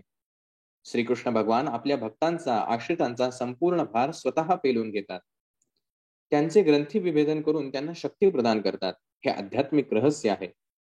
बौद्धिक दृष्टीने पाहिल्यास श्रीकृष्ण गोवर्धन पर्वत उचलून सर्वांचे रक्षण करीत आहेत असेच वाटते. श्री दत्तप्रभूंचा तो संकल्पच होता. परिस्थितीला बदलायचे, परिणाम क्रमाला शीघ्रपणे करण्याचे आदेश ते श्री विष्णूंना देत असतात. या प्रक्रियेत भक्तांच्या प्रारब्धामुळे मार्गात येणाऱ्या अडचणी, त्यांचे अनुभव त्यांच्या नकळत त्यांना सुसह्य होत असतात. श्रीपाद श्रीवल्लभ आपल्या भारी भक्कम विद्यांवर भक्तांचा भार वाहतात. श्रीपाद प्रभू किती दयाळू आणि कारुण्य मूर्ती आहेत. श्रीपाद प्रभूंच्या अवताराचे मुख्य लक्ष त्यांच्याबरोबर सायुज्य स्थिती अनुभवणाऱ्या योग्यांनी 1,25,000 अनुयायी करण्याचा संकल्प केला होता. त्याची पूर्तता करणे हे होते. ते कर्मबंधनाच्या स्पंदनातून सर्वांना मुक्त स्थितीत आणून रुद्राच्या अंश रूपाने प्रकट होऊन कोट्यानुकोटी जन्मानंतर येणाऱ्या त्या जन्मांचा विनाश करून त्या जीवात्म्याला मुक्ती देतात. त्यांच्यामधील ब्रह्मा, विष्णू आणि रुद्राचा अंश स्फुट होऊन त्या त्या ईश्वरी गुणांनी भक्तांचे रक्षण होते. हे त्या त्या आत्म्याच्या संकल्पाने होत असते. भक्तांनी संकल्प सिद्धीसाठी भक्ती मार्गाचा अवलंब करणे आवश्यक आहे. एकदा पिठिकापुरम मध्ये श्रीपाद प्रभूंच्या एका भक्तास घोड्यावर बसत असता घोड्याने पाडून टाकले व पायाने तुडवले. त्याला भयंकर जखमा होऊन तो रक्तबंबाळ झाला. त्या जखमी भक्ताला श्रीपादांनी आपला अभय हस्त दर्शविला आणि त्याच क्षणी सर्व जखमा पूर्णपणे बऱ्या झाल्या, जणू काही झाल्याच नव्हत्या. त्याच दिवशी श्रीपाद श्रीवल्लभांवर दृढ श्रद्धा आणि भक्तिभाव असणाऱ्या एका भक्ताला कल्पना नसताना 100 मोहरांनी भरलेला एक हंडा सापडला. श्री व्यंकटप्पय्यांनी प्रभूंना या घटनेविषयी विवरण करून सांगण्याची विनंती केली. त्यावर श्रीपाद स्वामी म्हणाले, मी माझ्या एका अनन्य भक्ताचे आयुष्य 20 वर्षांनी वाढवले. त्याच्या भक्तीवर संतुष्ट होऊन मी त्याला हे फळ दिले होते. आज त्याला 100 मोहरांनी भरलेला हंडा मिळाला. हा त्याचा महद्भाग्याचा दिवस आहे. ज्याची माझ्यावर मनापासून अनन्य भक्ती असते त्याचा मी दास होतो. जे भक्त मला हृदयात प्रस्थापित करतात ते मला अत्यंत प्रिय असतात. त्रिलोकपती परमेश्वर सुद्धा अशा भक्तांच्या अधीन होऊन त्यांच्या बरोबरच संचार करतात. श्री नामानंद स्वामींच्या दिव्य सत्संगाचा लाभ झाल्याने सर्वांना अत्यंत आनंद झाला. ते 2 ब्राह्मण नामानंदांना म्हणाले, आम्ही केलेल्या पापांचा आम्हास पश्चाताप होत आहे. आपण आम्हास उपदेश द्यावा. यावर श्री नामानंद स्वामी म्हणाले, तुम्ही एक भुक्त व्रत करा, कष्ट करून धन संपादन करा आणि त्या धनाचा उपयोग सद्ब्राह्मणांना अन्नदान करण्यासाठी करा. त्यामुळे तुमच्या पापांचे क्षालन होईल. असे वर्तन केल्यास श्रीपाद प्रभूंचे प्रत्यक्ष अथवा स्वप्नामध्ये दर्शन होईल. मंत्रदीक्षा मिळाल्यावर सुद्धा तुम्ही सदाचाराने वागले पाहिजे. जर तुम्ही पूर्वीच्या सवयीनुसार पुन्हा दुराचारास प्रवृत्त झाल्यास श्रीपाद स्वामी तुम्हास दुप्पट शिक्षा देतील याचे ध्यान असू द्यावे. दत्तात्रयांच्या आराधनेचे फल. सुशीला नावाच्या ब्राह्मण स्त्रीने श्री नामानंदांना विचारले, स्वामी, संकटातून कशी सुटका करून घ्यावी? त्यावर त्या प्रसन्न चित्त नामानंदांना स्वामींनी सांगितले, आत्मा हा निरंतर असतो. त्याला जन्म मरण नसते. त्याला अग्नी जाळू शकत नाही, शस्त्र इजा करू शकत नाही, पाणी त्याला भिजवू शकत नाही, वारा त्याला सुकवू शकत नाही. मनुष्य मात्र कोट्यावधी वेळा मृत्यू पाहून पुन्हा जन्म घेतो. तू अनघा देवीचे व्रत केल्यास तू संसारात सुखी होशील. तसेच तू देवी समवेत श्री दत्तात्रयांची आराधना करून त्यांना संतुष्ट करून घे. असे केल्याने श्री दत्तात्रय नक्कीच तुझ्यावर अनुग्रह करतील. श्री बापन्नाचार्योंना श्री दत्तात्रयांचे दर्शन घडले व त्यांनी सिद्धमंगल स्तोत्र लिहिले. प्रत्यक्ष दत्ताच्या दर्शनाच्या अनुभूतीने गायली जाणारी या स्तोत्रातील अक्षरे अत्यंत प्रभावशाली आहेत. या अक्षरांमधील चैतन्य हे युगानुयुगे विरसत राहील. या स्तोत्रात व्याकरण दृष्ट्या कोणताही दोष अथवा त्रुटी नाही. या स्तोत्राचे पठन करण्यासाठी कोणताही विधिनिषेध नाही. मला ते स्तोत्र श्री बापन्नाचार्योंच्या मुखातून ऐकण्याचे भाग्य लाभले. हे स्तोत्र माझ्या हृदयावर अंकित झाले आहे. सिद्धमंगल स्तोत्र. श्रीमदनंत श्री विभूषित अपुल लक्ष्मी नरसिंह राजा जय विजयी भव दिग्विजयी भव श्रीमदखंड श्री विजयी भव. श्री विद्याधारी राधा सुरेखा श्री राखीधर श्रीपादा जय विजयी भव दिग्विजयी भव श्रीमदखंड श्री विजयी भव. माता सुमती वात्सल्यामृत परिपोषित जय श्रीपादा जय विजयी भव दिग्विजयी भव श्रीमदखंड श्री विजयी भव. सत्य ऋषेश्वर दुहितानंदन बापन्नाचार्य नुत श्रीचरणा जय विजयी भव दिग्विजयी भव श्रीमदखंड श्री विजयी भव. सावित्रिकाठक चयन पुण्यफला भारद्वाज ऋषि गोत्र संभवा जय विजयी भव दिग्विजयी भव श्रीमदखंड श्री विजयी भव दौचौपाति देव लक्ष्मी गण संख्या बोधित श्री चरणा जय विजयी भव दिग्विजयी भव श्रीमदखंड श्री विजयी भव पुण्य रूपिणी राजमांबा सुत गर्भ पुण्य फल संजाता जय विजयी भव दिग्विजयी भव श्रीमदखंड श्री विजयी भव सुमति नंदन नरहरि नंदन दत्त देव प्रभु श्रीपादा जय विजयी भव दिग्विजयी भव श्रीमदखंड श्री विजयी भव पीठिकापूर नित्य विहारा मधुमति दत्ता मंगल रूपा जय विजयी भव दिग्विजयी भव श्रीमदखंड श्री विजयी भव परम पवित्र अशा सिद्ध मंगल स्तोत्राचे पठन अनघाष्टमीचे व्रत करून केल्यास सहस्त्र सद्ब्राह्मण जेव घातल्याचे पुण्य प्राप्त होते. तसेच स्वप्नात सिद्ध पुरुषांचे दर्शन होते. याच्या पठनाने मनातील सर्व कामना पूर्ण होतात. जे भक्त मन काया आणि कर्माने श्री दत्तात्रयांची आराधना करून या स्तोत्राचे पठन करतात ते श्रीपाद श्रीवल्लभांच्या कृपेस प्राप्त होतात. तसेच याच्या नियमित गायनाने सूक्ष्म वायुमंडलातील अदृश्य रूपाने संचार करणाऱ्या सिद्धी प्राप्त होतात. श्रीपाद प्रभूंच्या सुशिलेच्या पतीस अनुग्रह. श्री नामानंद स्वामींची अमृतवाणी ऐकल्यावर मला एक कल्पना सुचली. मी श्री नामानंदांना म्हणालो, हे स्वामी, या स्तोत्राच्या पारायणात श्रीपाद प्रभूंच्या दिव्य लीलांचे वर्णन यथा प्रसंग सांगावे अशी आपल्या चरणी नम्र प्रार्थना आहे. आम्हा तिघावर दयेचा सतत वर्षाव करणाऱ्या स्वामींनी आम्हावर आनंद दृष्टी टाकली आणि आमच्या विनंतीस मूक संमती दिली. त्या रात्री आम्ही श्रीपाद प्रभूंचे नामस्मरण केले. स्वामींनी लीला कथन करीत सिद्धमंगल स्तोत्राचे गायन केले. त्या दिव्य अनुभूतींमध्ये रात्र केव्हा संपली ते कळलेच नाही. उषक्काल होताच श्रीपादांची मंगल आरती गेली. थोड्याच वेळात अन्न सामुग्रीने भरलेली एक बैलगाडी आश्रमात आली. गाडीवान खाली उतरला.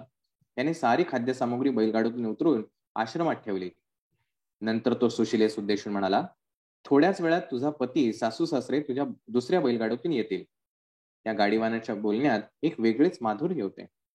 तो दिसण्यास इतर गाडीवानासारखा नव्हता. सारखे त्या गाडीवानाकडे पाहत राहावे असे वाटत होते. परंतु तो सामान उतरवून निरोप सांगून त्वरेने निघून गेला. त्यावेळी नामानंद स्वामी ध्यान अवस्थेत होते. त्यातून बाहेर आल्यावर त्यांनी विचारले, तो गाडीवान कोठे आहे? तो सामान ठेवून निघून गेल्याचे आम्ही सांगितले. ते ऐकताच स्वामी म्हणाले, तुम्ही किती भाग्यवान आहात, मीच अभागी आहे.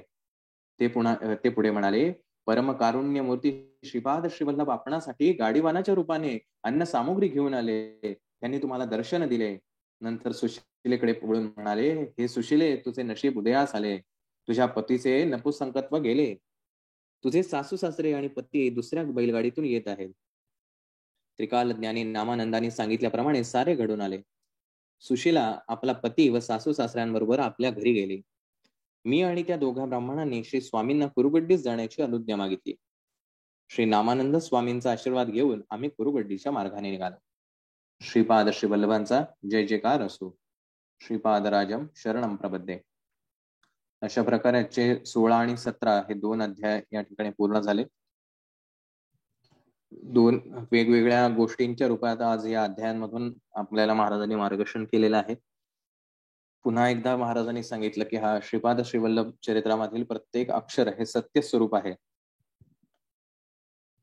अध्याय क्रमांक 16 मध्ये असं म्हटलंय की परमेश्वराच्याच इच्छेने सारे विश्व चालते आणि सर्व देवांना मंत्राच्या सहाय्याने प्रसन्न करून घेता येते. त्यानंतर यज्ञाचे 5 प्रकार सांगितले, जे आपण पंचमहायज्ञ म्हणतो. देवयज्ञ, भूतयज्ञ, मनुष्ययज्ञ, ब्रह्मयज्ञ आणि पितृयज्ञ. भूमातेचे 7 गुण सांगितले आणि ते कशा प्रकारे वृद्धिंगत होतात हे त्या ठिकाणी सांगितलं. महाराज आपल्या भक्तांचे कसं रक्षण करतात. आणि ह्या 16 आणि 17 या दोन्ही अध्यायाचं जर आपण व्यवस्थित निरीक्षण केलं किंवा व्यवस्थित चिंतन केलं तर नामस्मरणाला किती महत्व आहे हे त्याच्यामध्ये सांगितलेले, की त्या नामस्मरणाच्या केवळ श्रवणाने त्या अस्वलाचं मनुष्य रूपात परिवर्तन होतं. तो अस्वल जो आहे, जो अतिशय हिंस्र प्राणी आहे, तो अस्वल केवळ त्या श्रीपादांचं नामस्मरण ऐकल्या क्षणी इतका बेभान होऊन नाचायला लागतो. म्हणजे जरी तो दिसायला आपल्याला शरीर रूपाने जरी अस्वल वाटला असला तरीही त्याच्या पूर्वाश्रमीची त्यांनी कथा सांगितलेली आहे की तो सावकार होता आणि कशा प्रकारे लोकांकडनं जास्त व्याजाने पैसे घ्यायचा, लुबाडायचा त्यांना आणि त्यांना छळायचा. त्या कर्माचं फळ म्हणून त्याला या जन्मी अस्वल रूप प्राप्त झालंय. म्हणजे हे जर श्रीपाद चरित्र जर आपण वाचलं तर आपल्या आजूबाजूला असलेला प्रत्येक माणूस हा तो तसा का आहे, तो तसा का वागतो, कोणाला दारूचं व्यसन काय आहे. आपण कालच्या अध्यायामध्ये पाहिलं होतं की मागच्या जन्मामध्ये जर त्याची दारू पिण्याची इच्छा अपूर्ण राहिली असेल तर या जन्मात सुद्धा त्याला दारूचं व्यसन लागतं. मग पुढचा प्रश्न येईल, मग त्याला दारू पिऊन द्यायची का? की त्याची इच्छा जोपर्यंत तृप्त होणार नाही तोपर्यंत त्याला दारू पिऊनच द्यायची का? तर नाही. तर ते कसं थांबवायचं ह्याचं एक सूत्र आहे जे अतिशय साधं सोपं आहे पण करायला फार अवघड आहे. तर प्रत्येक जन्म म्हणजे आपल्या आजूबाजूला असलेले प्राणी असतील, झाडं असतील, पक्षी असतील, पशु असतील, हे सगळे जे आहेत हे केवळ आपल्या पूर्वाश्रमीच्या कर्मांनी हे त्यांना हे रूप मिळालेलं आहे. हे सापाचं उदाहरण आपण बघितलं की सापाचा जन्म त्यांना का मिळाला.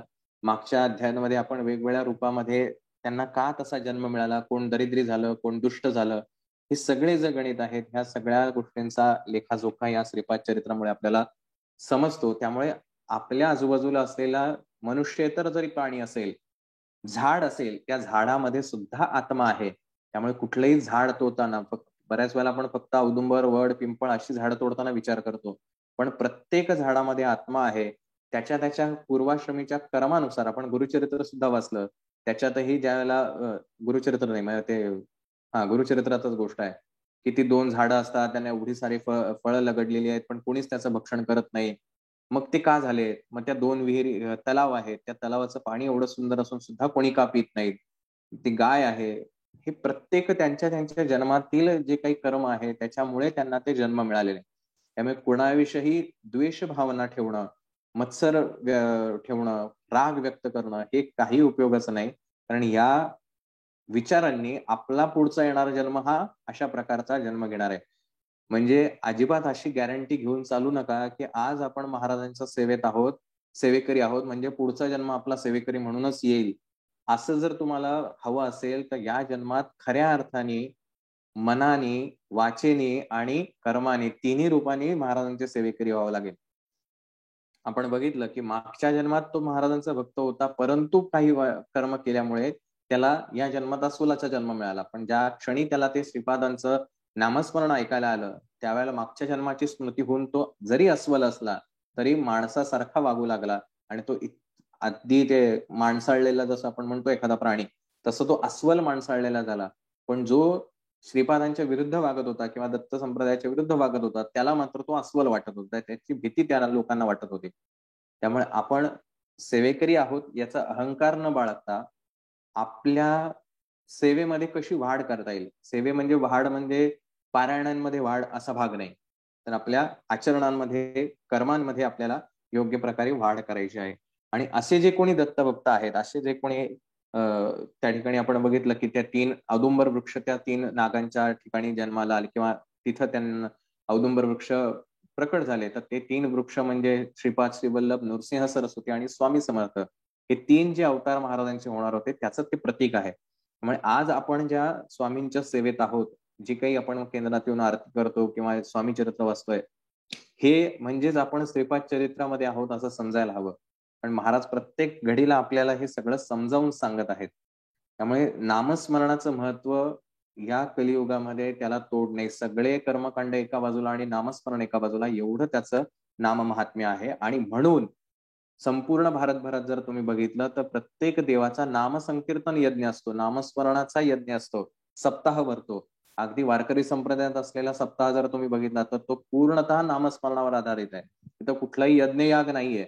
तर नाम घेता घेता स्वतःच्या अंतरात्म्यातील जे काही काय म्हणूया कुविचार आहेत, कुवृत्ती आहेत, यांचा त्या ठिकाणी स्वाहाकार करायचा असतो आणि अशा प्रकारे ते नामसंकीर्तन यज्ञ आहे.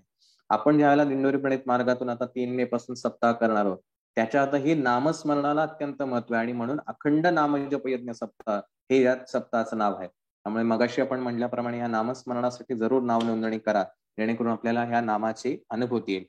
त्यानंतर पुढे असं म्हटलंय की प्रत्येकाच्या कर्मानुसार पापकर्माच्या फलाची तीव्रता महाराज कमी करतात.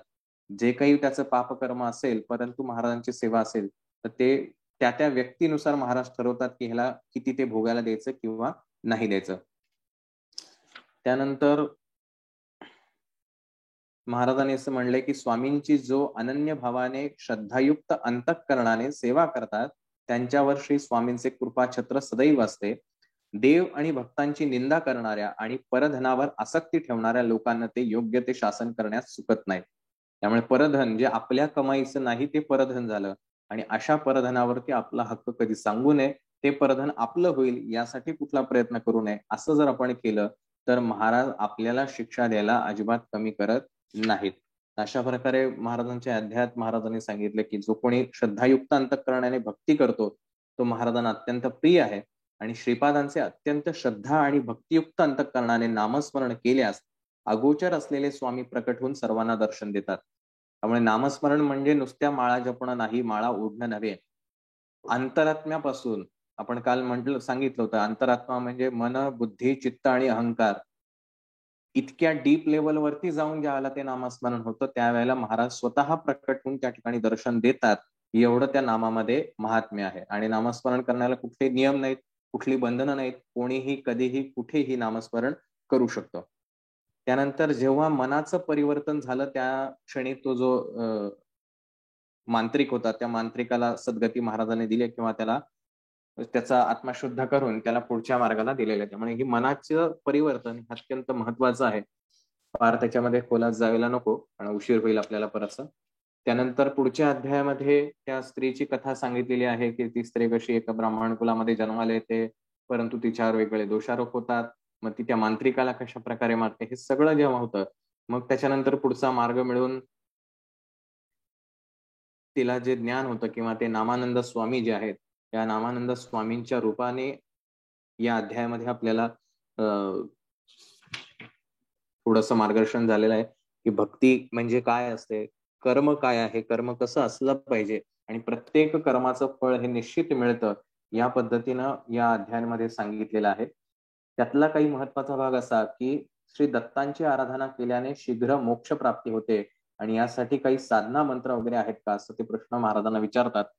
तर आपल्याला प्रत्येकाला असं वाटतं स्वामी चरित्रातही असं लिहिलेलं आहे की जो कोणी स्वामींची भक्ती करेल त्याला मोक्ष हा निश्चित मिळणार आहे.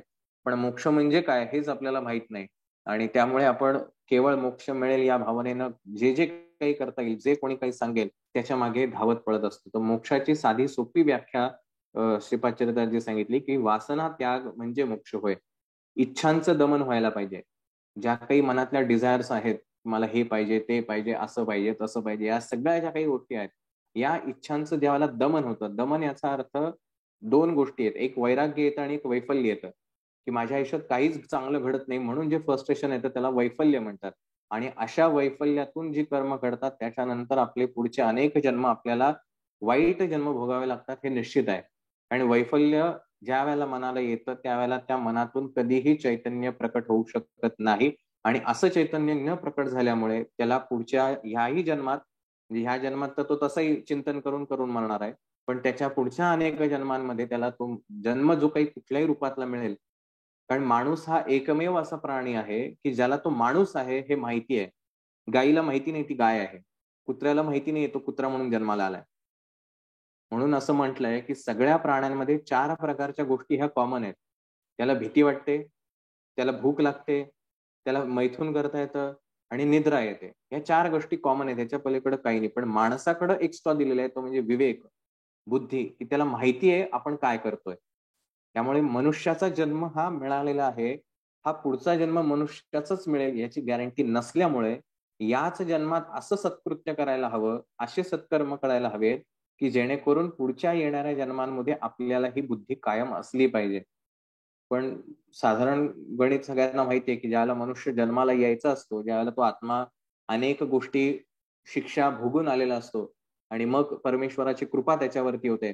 आपण सुरुवातीच्या काही अध्यायांमध्ये बघितलं होतं की यमाच्या द्वारांमध्ये ती वैतरणा नदी आहे की ती त्या आत्म्याला क्रॉस करावी लागते आणि ही क्रॉस करत असताना प्रचंड यातना त्याचे कर्म सगळे त्याला आठवतात आणि त्याच्यानुसार त्याला शिक्षा घडते. मग हे सगळं झाल्यानंतर आता जर तुला परत मुक्ती हवी असेल तर पृथ्वी लोकावरती जन्म घ्यावा लागतो. मग जेव्हा कुठलं तरी पुण्य फळाला येतं त्यावेळेला या पृथ्वीवरती मनुष्य रूपात जन्म मिळतो तर तसंच आपणही ज्याला जन्माला आलो त्याला आईच्या गर्भामध्ये असताना आत्म्याचा प्रवेश होण्यापूर्वी साधारणतः 5व्या महिन्यामध्ये आत्म्याचा प्रवेश होतो. तर त्याच्या पूर्वी आत्म्याला ह्याची जाणीव असते की आपल्याला या जन्मात येऊन सत्कृत्य करायचे, जेणेकरून मागे ज्या काही चुका केलेल्या आहेत त्या चुका पुन्हा करायच्या नाहीत.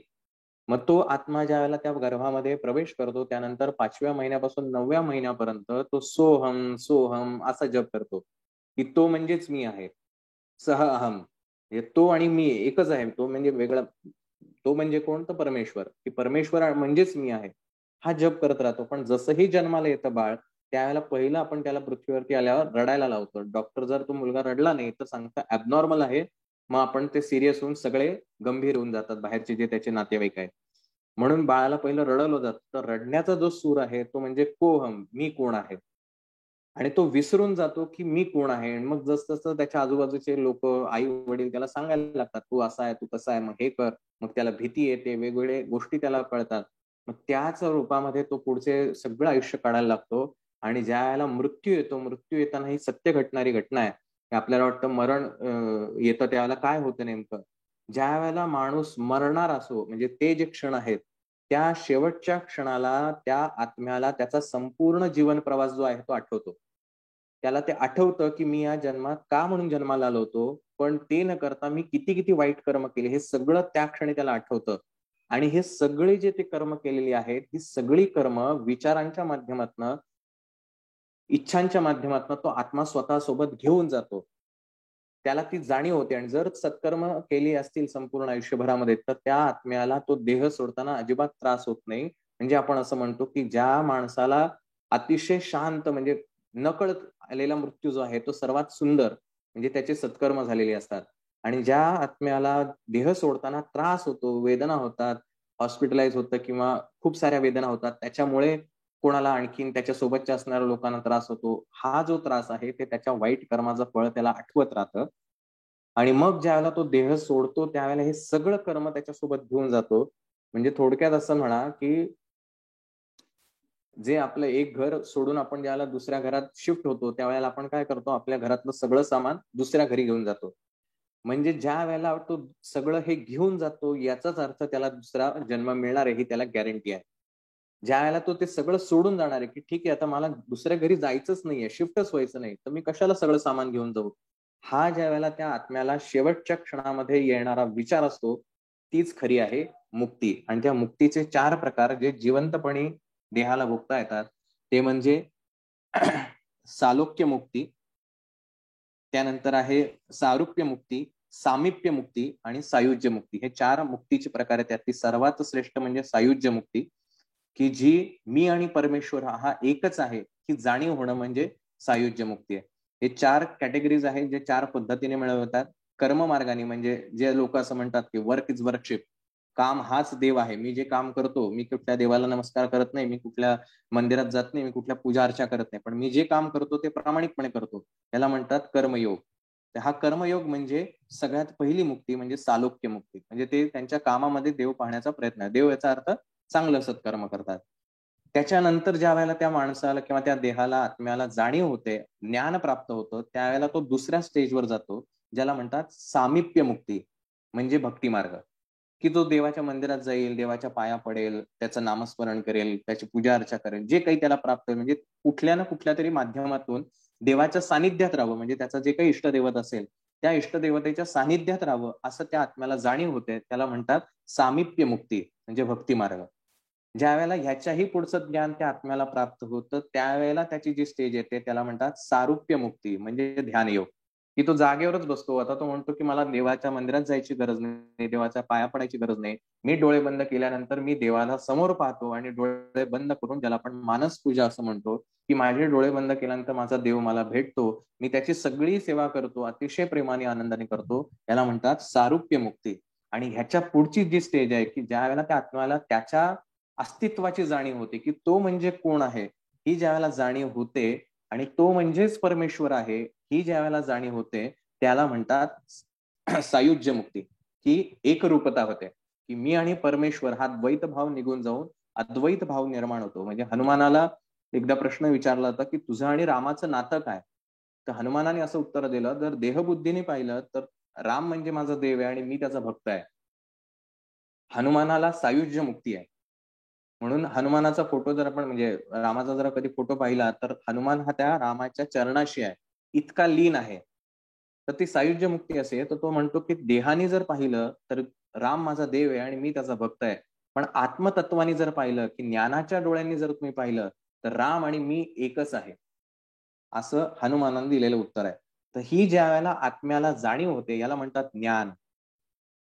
ह्या ज्ञानयोग आहे. ही ज्या वेळेला जाणीव होते त्यावेळेला जी मुक्ती होते त्याला म्हणतात सायुज्य मुक्ती आणि ही सायुज्य मुक्ती ज्याला प्राप्त होते त्याला म्हणतात जीवनमुक्त.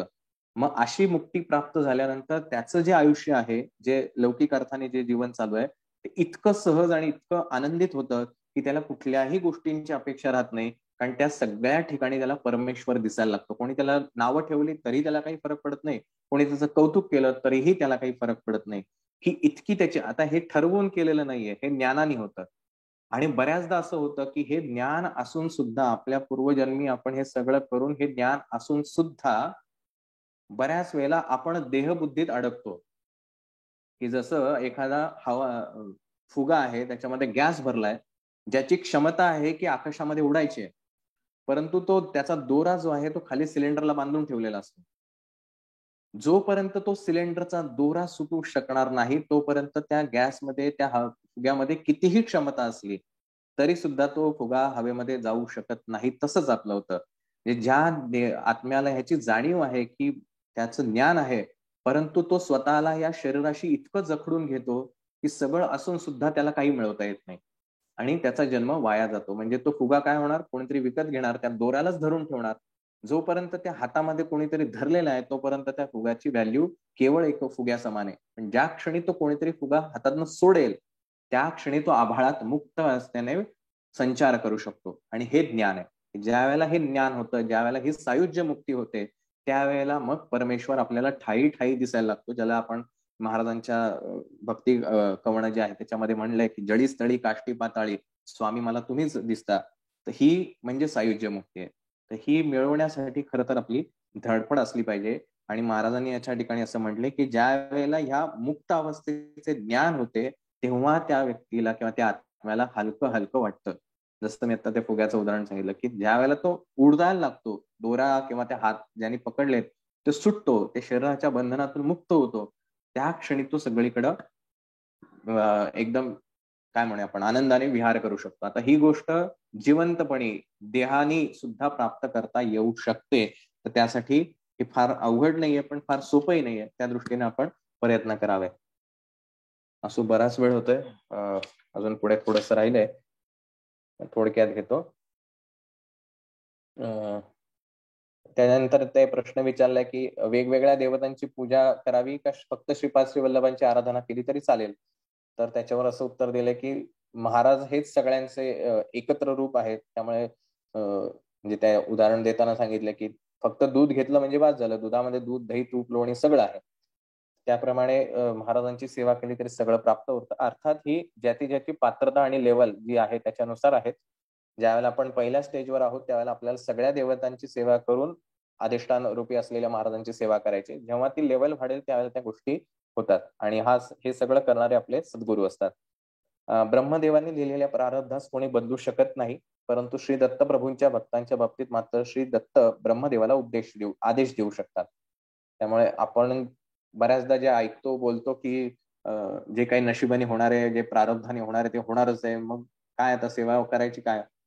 नुसतं प्रारब्धाने हे जर आपण म्हणत राहिलो तर मग आपल्या सेवेला काहीच अर्थ नाही. कारण आपला विश्वास प्रारब्धावर आहे, आपला विश्वास महाराजांवर नाही. जे नशिबाने असेल ते जे काय असेल ते असेल. पण माझा विश्वास महाराजांवर आहे की माझे महाराज मला जे हवंय ते नक्की देणार आहे. अर्थात जे हवंय म्हणजे ते धर्मबद्ध असेल. तर जे मला पाहिजे आहे ते देणार आहे. हा विश्वास जर असेल तर प्रारब्ध तुमचं कितीही खडतर असलं तरी महाराज त्याच्यावरती ब्रह्मदेवाला आदेश देऊ शकतात. हा भाग आहे. त्यामुळे आपला विश्वास कुठे आहे? विश्वास नशिबावर असेल तर नशिबानुसार जे काही कर्म असेल त्याच्यानुसार आपल्याला ते मिळणार आहे. आपला विश्वास महाराजांवर असेल तर नशीब काही असलं तरी आपल्याला जे हवंय ते आपल्याला मिळणार आहे. त्यानंतर असं म्हणलंय की परिस्थितीला बदलायचे, परिणाम क्रमाला शीघ्रपणे करण्याचे आदेश ते श्री विष्णूंना देतात. परिस्थिती बदलण्याचे महाराजांचं सामर्थ्य आहे. त्यामुळे माझी परिस्थिती अशी आहे असं म्हणून रडत जाऊन अख्खं आयुष्य काढण्यापेक्षा हा मनुष्य देह परत परत मिळणार नाही. त्यामुळे ह्या परिस्थितीला बदलण्यासाठी जर महाराजांना अन्य भावाने जर आपण भक्ती केली, शरण गेलो, तर परिस्थिती कशी असली तरी परिस्थिती बदलण्याचं आणि परिणामक्रमाला शीघ्रपणे करण्याचे आदेश महाराज विष्णू न देतात, असं श्रीपाद चरित्रात म्हणलेलं आहे. या प्रक्रियेत भक्तांच्या प्रारब्धामुळे मार्गात येणाऱ्या अडचणी, त्यांचे अनुभव त्यांच्या नकळत त्यांना सुसह्य होत असतात. हे अर्थात महाराज करतात. म्हणून प्रारब्धावर विश्वास ठेवण्यापेक्षा महाराजांवर विश्वास ठेवलेला कधीही चांगला.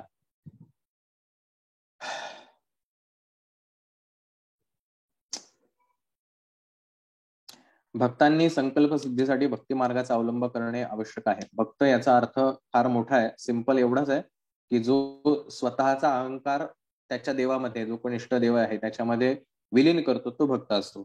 जो म्हणतो की मी एवढी सेवा केली, मी तेवढं केलं, तो भक्त नसतो, तो व्यवहारी असतो. तो देवाला सतत सांगत राहतो मी एवढी सेवा केली. सो भक्त म्हणजे जो स्वतःचं काहीच ठेवत नाही. तर जो भक्त आहे त्याच्या संकल्प सिद्धीसाठी भक्ती मार्ग हा निश्चित चांगला आहे. जर तुम्ही पूर्वीच्या सवयीनुसार पुन्हा दुराचारास लागल्यास महाराज तुम्हाला दुप्पट शिक्षा असेल. म्हणजे आपण कधी ना कधी वाईट होतो, पण महाराजांच्या कृपेमुळे आपण महाराजांच्या मार्गात आलो, सेवा करायला लागलो. पण मार्गात येऊन सेवा करायला लागून जर आपण वाईट वागलो तर महाराज दुप्पट त्याचं फळ देतात. मग ती स्त्री महाराजांना विचारते की स्वामी, संकटातून मुक्ती कशी होईल? तर भगवद्गीतेतला श्लोक आहे तो सांगितला की नैनम छिन्नंती शस्त्राणी नैनम दहती पावका न चेन क्लेदयंत्यापो न शोषयती मारुता. की आत्मा निरंतर आहे, आत्म्याला सुख दुःख वगैरे काही नाहीये. त्याला कोणी जाळू शकत नाही, अग्नी जाळू शकत नाही, शस्त्र इजा करू शकत नाही, पाणी त्याला भिजवू शकत नाही, वारा त्याला सुकवू शकत नाही. हे भगवान श्रीकृष्णाने जे सांगितलं. त्यामुळे आत्म्याला सुख दुःख असा काही प्रकार नाहीये. जे आहे ते सगळं शरीराला आहे. त्यामुळे आपण जर महाराजांना समर्पित झालो तर ह्या सगळ्या गोष्टी सहज दूर होऊ शकतात. त्यानंतर सिद्धमंगल स्तोत्र आहे आणि महाराजांनी त्या स्त्रीला कसं वाचवलं आणि पुन्हा तिच्या घरी पाठवलं. त्यामुळे जग जरी तुमच्या विरुद्ध असलं तरी महाराजांची जर साथ असेल आणि तुमचा महाराजांवर दृढ विश्वास असेल तर संपूर्ण जग बदलण्याचं सामर्थ्य तुमच्या महाराजांमध्ये, हा विश्वास तुमच्या मनामध्ये असला पाहिजे. पण आपलं नेमकं उलट होतं. आपला विश्वास असतो महाराजांवर, पण आपण सतत विचार मात्र जगाचा करत असतो की जगाला काय वाटेल, जग काय म्हणेल, जग तर म्हणतंय असं होणारच नाही, मला आजारच झालेला आहे, मी काही बरी होणारच नाही, सगळेच डॉक्टर म्हणतात, सगळेच म्हणतात हे होऊ शकत नाही, मग होऊच शकत नाही. पण माझा विश्वास मात्र महाराजांवर आहे. असा अर्धवट असलेला विश्वास कधीच काम करत नाही. विश्वास ठेवायचा तर पूर्ण ठेवायचा की जग काय म्हणतंय, कोण काय म्हणतंय याच्याशी मला काही घेणं देणं नाही. हे होणार म्हणजे होणारच. माझे महाराज ते कसे देतील ते महाराजांना माहिती आहे. महाराजांचं सामर्थ्य प्रचंड मोठं आहे. अशा प्रकारे महाराजांवर आपण प्रचंड विश्वास ठेवावा. निशंक होऊन विश्वास ठेवला तरच महाराज कृपा करतात. अन्यथा आपलं जीवन जे आहे ते आपण असंच व्यतीत करावं. आपल्या कर्मानुसार आपल्याला जे काही फळ मिळायचं आहे ते मिळेल. आपण आज स्वामींच्या सेवेत आहोत. निश्चित ही सेवा जी आहे ती आपल्याला पुढच्या जन्मही आठवत राहील. पण जे काही सेवा करत असताना कर्म केलेलं आहे त्या कर्माचंही फळ आपल्याला तितक्याच खरेपणाने आपल्याला मिळणार आहे. त्यामुळे चांगलं केलं असेल तर चांगलं, वाईट केलं असेल तर वाईट. आणि कर्म म्हणजे फक्त शरीराने केलेलं नव्हे, शब्दांनी केलेलं सुद्धा कर्म असतं, मनाने केलेलं सुद्धा कर्म असतं. म्हणून श्रीपाद चरित्रात वेळोवेळी हा उल्लेख आलेला आहे की मनोवाक्काय कर्माणी, म्हणजे मनाने, शब्दांनी आणि क्रियेने जे काही कर्म केलेलं असेल ह्या प्रत्येक कर्माचं आपल्याला फळ भोगावं लागतं. असो अशा प्रकारे हे अध्याय आपल्याला वेगवेगळे मार्गदर्शन करतात. येणारे पुढचे अध्याय थोडे छोटे छोटे आहेत पण त्याच्यामध्ये खूप वेगवेगळ्या प्रकारचं मार्गदर्शन आहे. आता महाराजांच्या अगदी कुरुगड्डी म्हणजे कुरुपूर जिथं महाराज सदैव आहेत त्या ठिकाणचा प्रवास अगदी जवळ आलेला आहे. आपल्यापैकी बरेचसे जण कुरवपूर, पिठापूरला जाऊन आलेले आहेत. त्यामुळे फार महत्भाग्य त्यांचं आहे की महाराजांनी त्या ठिकाणी त्यांना घेऊन दर्शनाचा लाभ करून दिला. अशीच सर्वांवरती महाराजांची कृपा राहो एवढीच मी प्रार्थना करतो आणि थांबतो. श्री स्वामी समर्थ.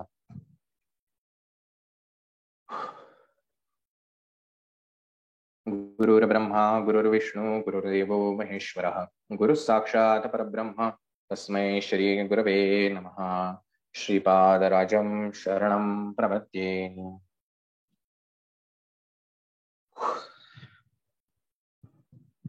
दादा करू लिंक बंद? हो हो चालेल. ओके चालेल. एक मिनिट. हा बोल ना.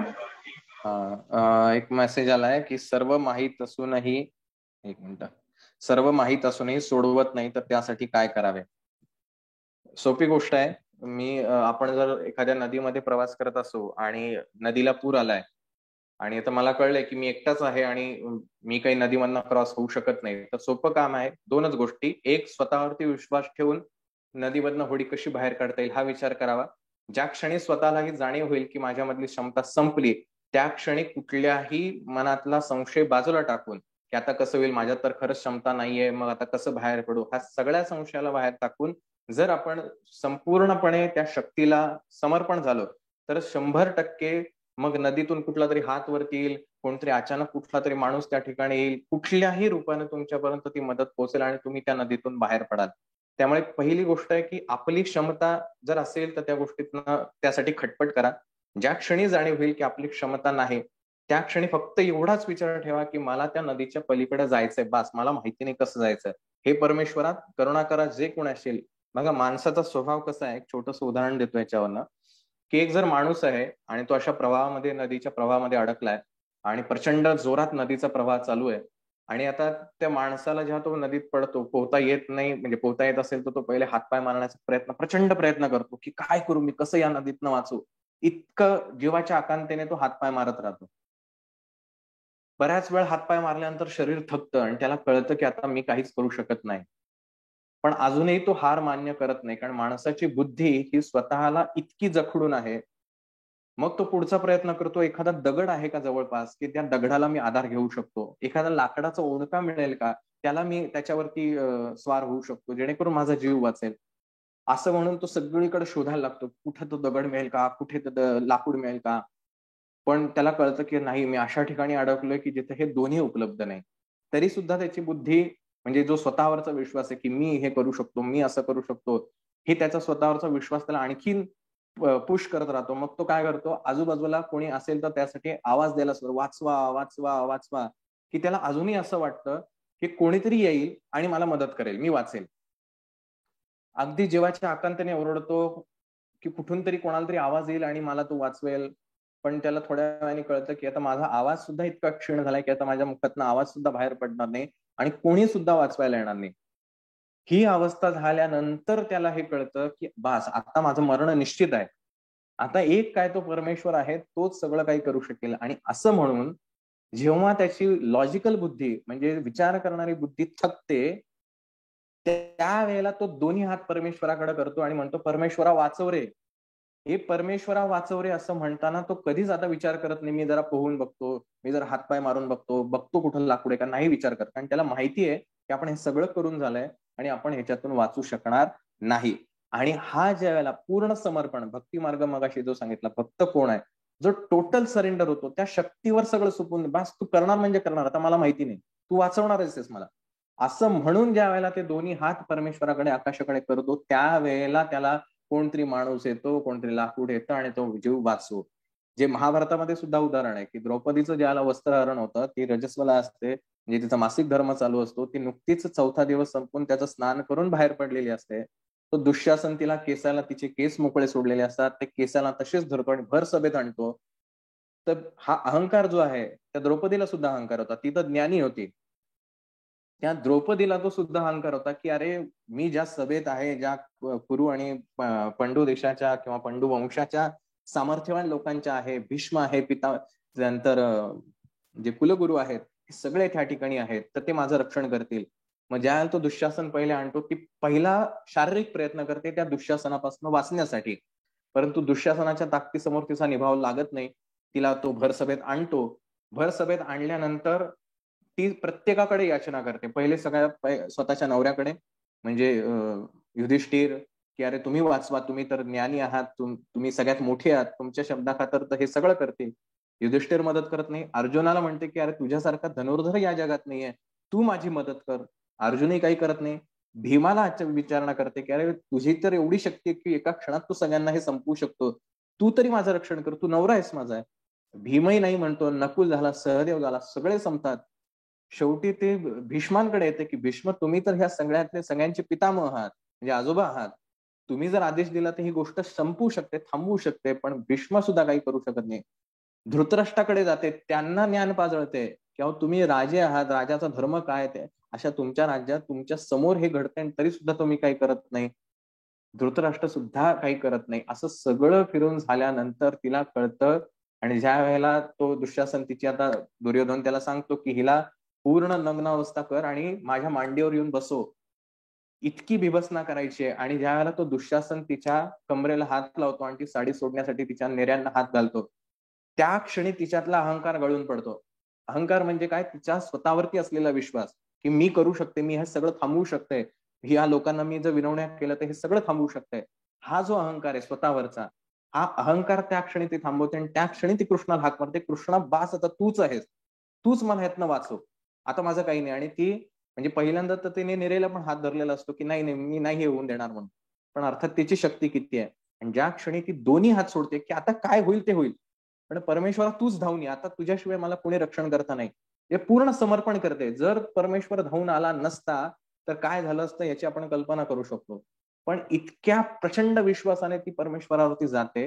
हे ज्या वेळेला त्या शक्तीवरती टोटल सरेंडर होतं, त्या क्षणी त्या साडीला, तिच्या जे साडीला आहे ते साडी पूर्ण महावस्त्रात होतं, मग अगदी पितांबर येतं. आणि ज्या क्षणी ते पितांबर येतं त्यावेळेला भीष्म पितामहांना कळतं हे साधं सुद्धा नाही, हे भगवंताचं आहे. आणि त्या क्षणी ते ती गोष्ट थांबवतात. ज्या वेळेला तुम्हाला कळत नाहीये की आता ह्याच्यातनं कसं बाहेर पडू, पडायचं तर आहे पण मला कळत नाहीये, मला कळत नाही याचा अर्थ तो अहंकार आहे, की मला काहीतरी कळलं पाहिजे म्हणजे मी ह्यातनं बाहेर पडेल. तुम्ही थकले आहात, तुम्ही हातपाय मारू शकत नाही, तुम्हाला कोणीही मदत करू शकत नाही, कंडिशन सगळी वर्स्ट आहे. हीच खरी वेळ आहे की जिथं सरेंडर व्हायचं आहे, त्या शक्तीवरती सोडून द्यायचं, की आता तू बघायचंय तुला कसं करायचं, मला माहिती नाही, मला फक्त यातनं माझा जीव वाचवायचा आहे. हे भगवंत आता तूच माझ्यासाठी आहे. आता तो भगवंत तुम्हाला कशा रूपात पाहायचा हा तुमचा प्रश्न आहे. तुम्ही भक्ती मार्गात असाल तर तुमचं जे अधिष्ठान दैवत असेल ते तुमचा देव असेल. तुम्ही ध्यान मार्गात असाल तुम्ही पूर्ण एकाग्र होऊन तुम्ही फक्त हाक मारायची आहे. तुम्ही ज्ञान मार्गात असाल तर तुम्हाला ज्ञानाच्या योगाने त्या परमेश्वरी शक्तीला आवाहन करायचे. ती परमेश्वरी शक्ती तुमच्यामध्येच आहे. श्रीपाद चरित्रही आपण वाचलं, ही शक्ती कुठेही बाहेर नाही, ही तुमच्यामध्येच त्या ठिकाणी स्थित आहे. त्या शक्तीला फक्त आपल्याला समर्पित व्हावं लागतं आणि त्या क्षणी सगळी जगातली परिस्थिती बदलू शकते आणि जे तुम्हाला हवंय ती गोष्ट प्राप्त होऊ शकते. पण त्यासाठी जेवढा स्वतःवर विश्वास ठेवतो त्याच्या कैक पटीनं जास्त विश्वास त्या शक्तीवरती ठेवावा लागतो. कुठलीही शंका मनात न घेता जर ही गोष्ट केली तर अचंबित होणाऱ्या घटना घडतात. मगाशी सावंतताईंनी पण अनुभव सांगितला, पाटील साहेबांनी त्यांचा अनुभव सांगितला की कितीतरी लोकांचे अनुभव आहेत, पण तो अनुभव तेव्हाच येतो ज्या वेळेला सरेंडर होतो. त्याशिवाय कुठलीही गोष्ट शक्य नाही. विश्वास ठेवावा लागतो आणि जो जसा विश्वास ठेवेल, मी मगाशी म्हणलं तसं, जर तुमचा विश्वास प्रारब्धावर असेल की अरे हे काय माझं प्रारब्धच आहे, माझं नशिबानेच मला भोगायला मिळालेलं आहे, मला बघा आता आपण श्रीपाद चरित्र वाचतोय, मी थोडासा वेळ घेतो, सॉरी, 1-2 मिनिटात संपवतो. की श्रीपाद चरित्र आपण वाचलं तर श्रीपादांचा जन्म त्या सुमती माता आणि अप्पलराज शर्मा यांच्या पोटी होण्यासाठी त्या दोघांचं पुण्य किती होतं. आपण ज्यांच्या पोटी जन्माला आलो, आपल्या पोटी जे जन्माला आलेले आहेत, आपल्याला माहिती आपलं लाईफ कसं चालू आहे. आपण केवळ जन्माला येतोय आणि आपलं लाईफ म्हणजे लहान होतो म्हणून ते खेळ चालले, नंतर मोठे झालो म्हणून आपले कर्माचे फळ चालले, नंतर म्हातारे होतो आणि नंतर आपलं आयुष्य संपलं, असं फक्त रुटीन चालू आहे. आता कोरोनाच्या तर परिस्थितीत बघितलंय, माणूस मेल्यानंतर सुद्धा त्याचं काही राहत नाही, ना त्याला कोणी बघायला येऊ शकत, ना त्याच्यासाठी कोणी रडू शकत, काहीच करता येत नाही. काय आपलं अस्तित्व आहे? शून्य अस्तित्व आहे. आणि ह्या शून्य अस्तित्वासाठी आयुष्यभर झगडतोय आपण.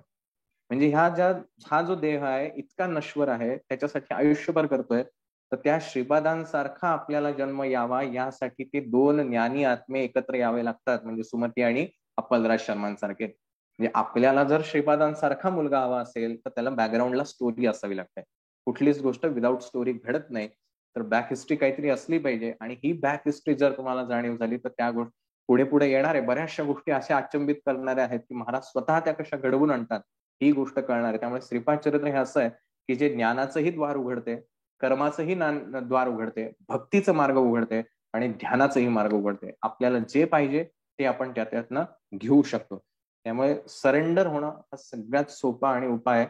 अविश्वास एकही क्षण मनात शंका येता कामा नये की कसा तो परमेश्वर वाचवेल, माझ्या तर शरीरात शक्ती नाही, दगड धोंडे कुठं दिसत नाही, लाकूड कुठं, तो कसा वाचवायचा त्याचा प्रश्न आहे, आपला प्रश्नच नाही. आपल्याला एवढंच फक्त जाणून ठेवायचं, मी तो गॅस भरलेला फुगा आहे, दोरा खालचा कसा कापायचा तो खालच्या माणसाला माहिती. अशा प्रकारे आपण प्रयत्न करण्याचा. युट्यूबवरती आपण दरवेळेला रोजच्या रोज ग्रुपवर टाकतो आहे. त्यानंतर ह्याचं सर्व रेकॉर्डिंग मिळेल का पुन्हा ऐकण्यासाठी, हे सगळे युट्यूबवर आहेत, मी टाकलेले आहेत. माझ्याही मी रोज, तुम्हाला खोटं वाटेल पण वाचताना मी सुद्धा माझा नसतो, त्यामुळे मी रुच्याला माहिती आहे रोज रात्री मी ते ऑडिओ ऐकल्याशिवाय मीच झोपत नाही.